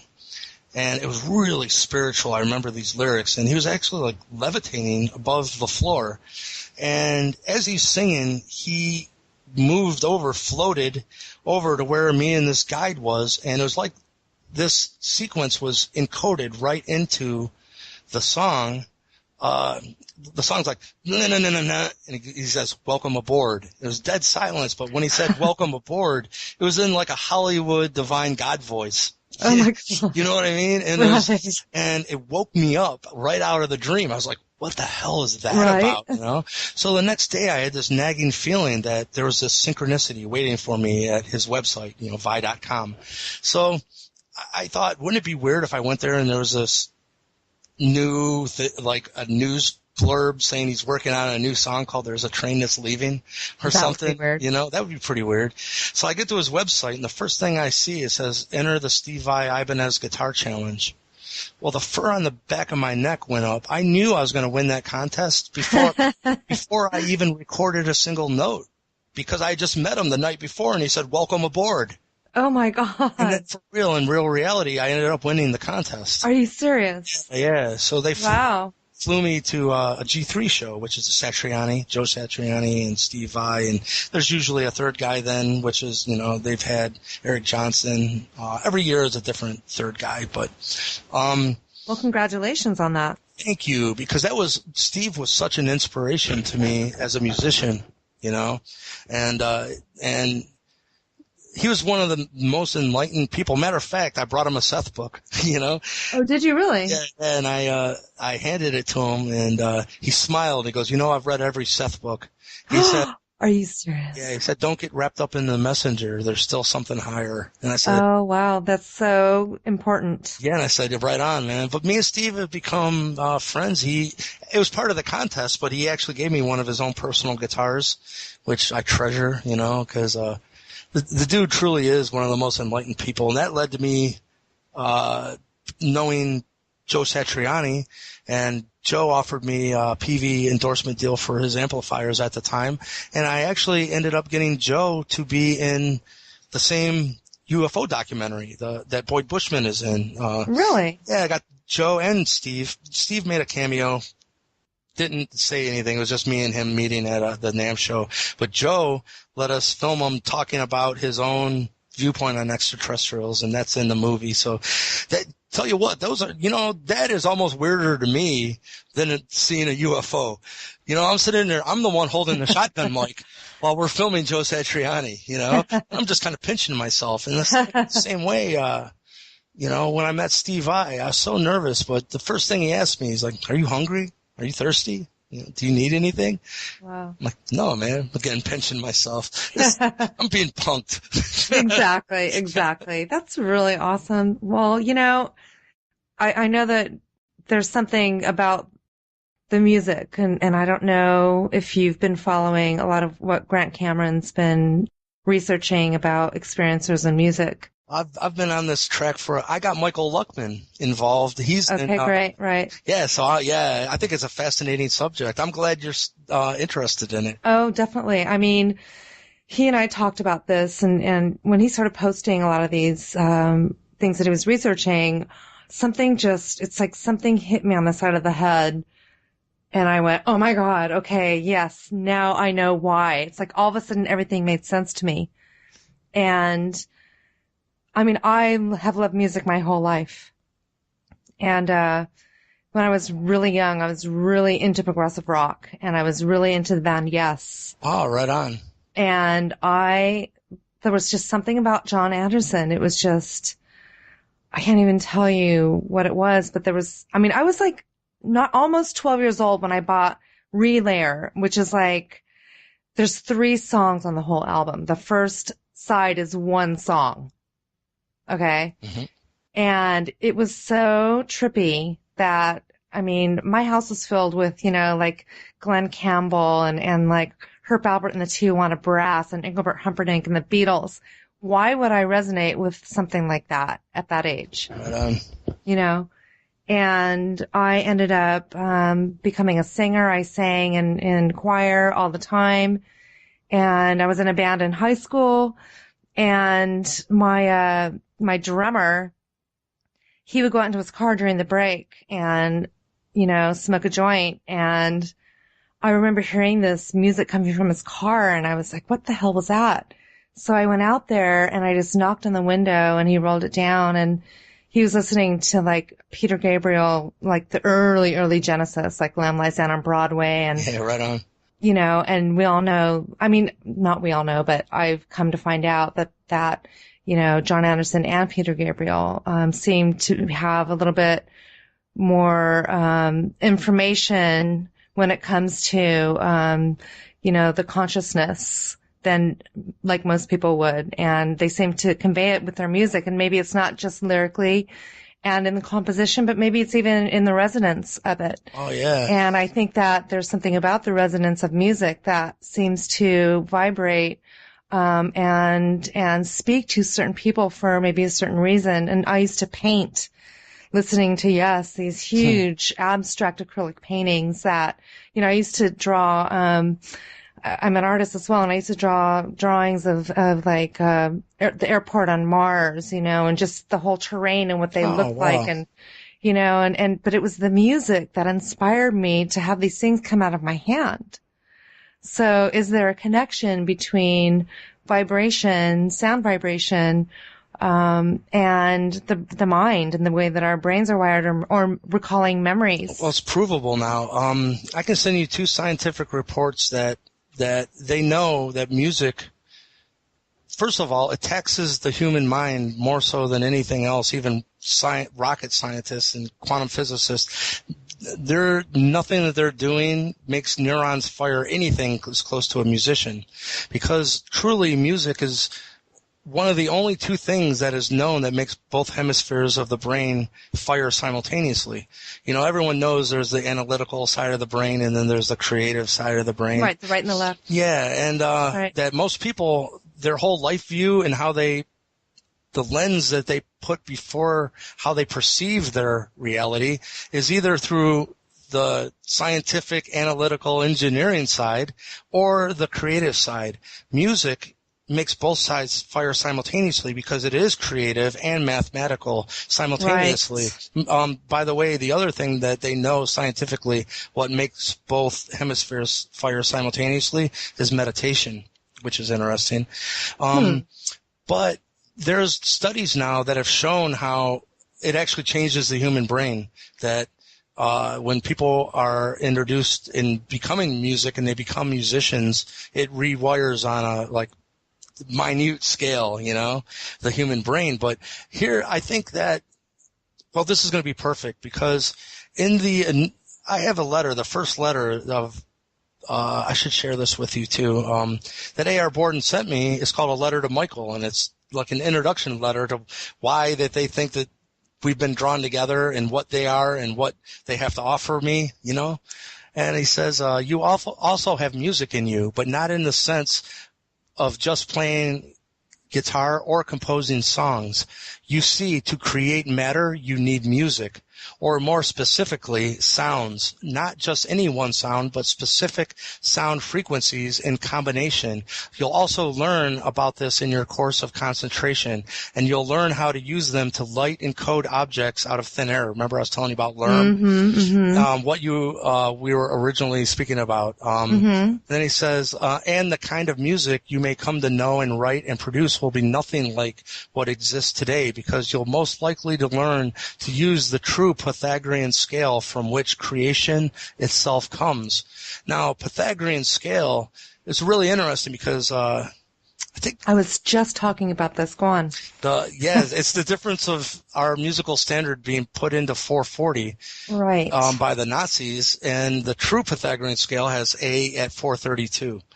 And because of semantic or sonic geometry, or there's different ways of explaining this, but truly how it began is they would take like a round table, and put sand on it, and then take a bow, and it's tuned to like a specific frequency. And when you make it sound, you'll see the sand start to dance, and it turns into geometric form by nothing but the frequency. And then it evolved into where they would take a bowl, and the inside of the bowl would be painted black, and then they would like rubber cement that to a big speaker, and then put a waveform generator onto the speaker to pump a specific frequency, even like through a spectrum of frequencies. And you can see what geometry then is being formed by specific frequencies. And what you find out is when it's at 440 hertz, there's not much geometry. It's more or less just like a pond that just has a little ripples in it. But you back it off 8 cents, and it's almost like you're taking a focus on a camera, and it comes into beautiful, perfect geometry like a snowflake. Wow. And the reason this is important is once an instrument is tuned into 440, say like to get to the octave, all you do is double that frequency. It's just that simple. But when you go to the higher octave then of double frequency, there's still no geometry. If you go to the fifth, halfway between the octave, there's still no geometry. But when you put the A into 432, then at all the proper ratios, which Pythagoras came up with, there's perfect geometry as well. Wow. Which is interesting because the fact of the matter is, though, some of the most enlightened and most impactful musicians in our reality, people like Jimi Hendrix and Eddie Van Halen and Stevie Ray Vaughan and just a slew of people, they call it a half-step tuning down, where they tune one whole note down. So it's one fret on an instrument. Mm-hmm. And a lot of people said, well, the thinking is that it puts it into a more human-friendly spectrum, mm-hmm. for the first thing. But, no doubt about it, they got their instruments out of 440. Probably still didn't create because nothing is going to create as perfect geometry as 432. But it would be better than 440. And I think it was like Plato or something said you can judge a civilization by the quality of their music. I don't think he's talking about quality as in if they're writing kick-ass songs like the Beatles. Right. I know what you're saying, yeah. I think the quality has to do with, because in the past, this is a recent development, by the way. It was in 1940 that the musical standard was changed to 440. Before that, there's actually people who their job in like some of the Asian kingdoms was to go out and make sure everyone's instruments were tuned properly. Can you even imagine living in a world like that? Well, I'll tell you what, here's an interesting thing. Do you know what a Tibetan singing bowl is? Have you ever seen it? Right on. Absolutely. Do you know the chakra? The small bowls that hit the crown chakra are all tuned to 432. Of course. Isn't that beautiful? It's like, it is beautiful. It shows and that's you why what they're they so know. Beautiful. You know what? I've started doing something. It started off with, because I'm a big crystal bowl fan now. And, as you should be. Yeah. So check this out. Pour a little water into your 432 bowl and then get it to sing. You're infusing that water with a frequency and then drink it, That's such a great idea. Yeah. Simple, stupid, cause, look at Dr. Emoto's work of how we don't even know what water truly is, Exactly. It's divine. It has memory. It's conscious. Absolutely. So I've started, and check this out too. I've taken some of my friends and they're letting me use them as a guinea pig, but I'll have them lay on my couch and I'll put that singing bowl right on their third eye. Oh my gosh. Physically, and then get it to sing. And, they're like, it's the most incredible experience that they've ever had. Like my friend, he's not into any of this. He's kind of skeptic or, the next time first thing he asked when he came over, he goes, do that bowl thing on me. Do that bowl thing on me. So I think there's a technology there. And a matter of fact, I got to share this with you because I think it's really freaking fascinating. I came across another, contactee, some information from him. His name was Greg Plasko, and he was in contact with a race called the Pleiadians, and they had channeled how to do these. They call them Pleiadian healing discs, and what it was crystal glass that had an image embedded into the crystal, and it said what the most important thing was the image. And if you go along with the idea that certain geometric forms innately have subtle energy, like people talk about pyramid power, then what was important was to have that image correlate somehow to sacred geometry and put that in the disc. And then the whole disc has a band of copper that surrounds the disc. Because crystal, the best thing it does is holds vibrational information. That's why it's in computers and, whatever. The copper band stops any subtle energies from leaving the disc, and it turns into an amplifier. You know what I mean? Mm-hmm. So I'm learning this from one of his initiates, and I'm starting to create my own discs. And I thought it was really fascinating. But simultaneously, I had been studying exactly what we're talking about. Of semantics and the relationship of vibration to matter. So I started on a quest to actually track down every note of a musical scale tuned properly. You see what I'm saying? Mm-hmm. Like the actual image for an A in 432, and then the C would be 528, and then track down the actual image of the actual geometry being formed by that. Well, I did. And Did you? yeah, and I've created the first set of these crystal discs. They're beautiful beyond.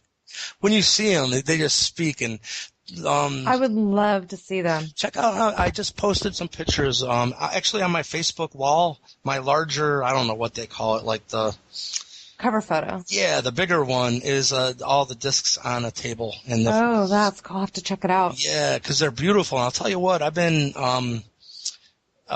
This is the first show that I just got back from, the Erie MUFON conference, and people were just drawn to them, and I just can't believe the interest in them. But I'll tell you what you do is you just hold one in your hand, like when I'm watching TV or something. It will get so abnormally hot that it's almost like you'd think there's a battery in it or something.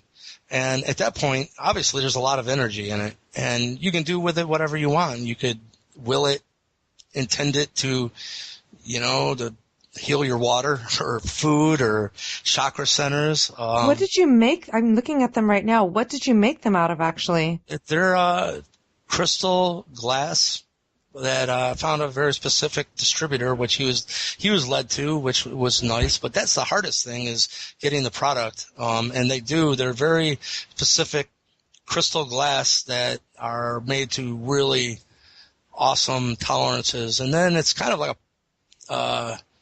a special process to get the image into the crystal. I was going to say. Yeah, because they're very translucent and very beautiful. And when this is an organic photo, that's actually the photo of the water. They put cornstarch in it, and then they put a camera as they pump frequency through the water.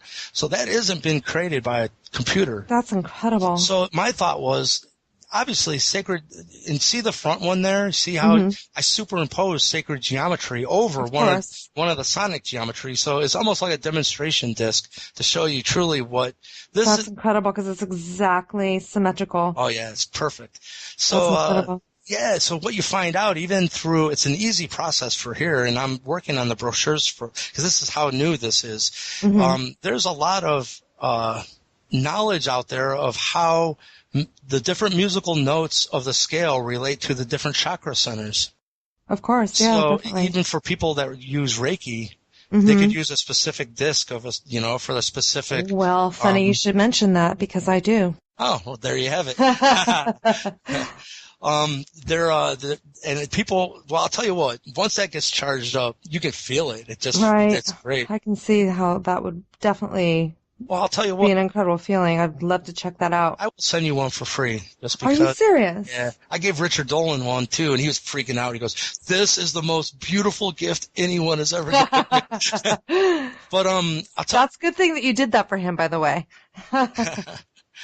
Yeah, he's not up for, some of the spiritual stuff. Well, you know what? I don't know. I think Richard's, changing his tune, no pun intended. I love him. I do. Yeah, he's a great guy. Yeah. Definitely. Well, I'll tell you what, after the conversation, because right now it's kind of strange, because what we're talking about, I've created a documentary that was to be shown at the Pythagoras conference. Oh, that's what I was telling you. The Spike TV show, they shut it down, and then I let myself get regressed by a professional hypnotist. I let them do it, they shut down everything I was working on. And that show really pissed me off, because a lot was hanging on I did it for free because they said it would spin off into a show where then I would become a member of a team. You know what I mean? Right. And so when it was shut down, it shut down everything. But anyhow, I created a whole documentary called Aliens, Pythagoras, and the holographic, or the programming language of the holographic universe is what I called it. And so, long story short, I'm sharing this bit of information, and there's another one that I didn't create, but it's fantastic, called Sonic Geometry. And I'm sending both of these I've already sent them to Grant Cameron, and I'm going to be with Richard Dolan, and I'll share them with you as well, because the one I did, I'm really proud of it, and it explains very well. First of all, I took this stuff from Here to Andromeda. We interviewed a few professors on who Pythagoras truly was. People don't know he had a stepbrother. His name was Astraeus, and Astraeus told him he's not from here. Really? That's where Pythagoras got a lot of his wisdom and started to figure these things out. So I put this whole thing together, and I'll send it to you because I think it's the next phase of what is going on here. But yeah, I will send you one of the discs. Each one of these is from a different frequency. Incredible. 7 discs in total, because there's 7 notes before you get to the octave. The 8th note will be the octave of the first. Right. And then I made one, like that demonstration disc that has the sacred geometry superimposed over it. But yeah, I think that there's a whole technology there. I'm going to try this. Like I'm going to try what you said. Like imagine if you held a 432 disc in your hand and then train yourself to be able to hum or chant at 432 ohm. Mm-hmm. I don't know what would happen, you know. You might never see me again. Yeah, you might just pop right out. I'll send you a postcard. Yeah, hey, that was cool, Mike. But I don't even know what they do. Some people, when they're asking, I'd say, at the worst, you're going to have a really cool paperweight, you know? Oh, yeah, but they're just beautiful. They're just a source of art, each one of them, definitely. Yes, but, but then if you understand what crystal does, you understand what's inside that disc, and you understand what copper does, then it's almost like, how important intention is. Absolutely. So if people get a higher use of these, I think that they're not going to be disappointed when they use them for energy work beyond just a work of art. Absolutely. Wow. Yeah, so I found those little crystalline, the acrylic stands for them too. So it's pretty. It looks great. Yeah. Well, I'll let you know what happens during a Reiki session. That would be listening to the Tibetan bowls during the Reiki session. How's that? Perfect. Yes, indeed. All right, Michael, I've got to wrap it up. Cool. It's been great talking to you. It's really, really great talking to you tonight. It's been a long time coming that we've, finishing our last conversation. So yes, indeed. I'm just really fascinated by everything that you're sharing. And I would love to talk more about what you're doing musically. And also, do you have a link to your YouTube page again? Yeah, it's Frozen Hill. And if anyone wants to contact me on Facebook, it's just Michael Lee Hill. I did start Lake Erie UFOs for posting, a lot of just a place to keep the UFO research. So you can ask to become a member of that as well. That's great. And then as far as the future is concerned, maybe we could see a book about all this at some point. We'll see. There seems to be a lot of stuff in motion right now. I'm just kind of riding the wave, Do it. But whatever the universe wants of me, I'm game. Great. All right, Michael. Thank you so much for the opportunity to talk. Thanks for joining me tonight, and thanks for listening to Random Alien Brain Droppings, and we'll see you next time. Peace.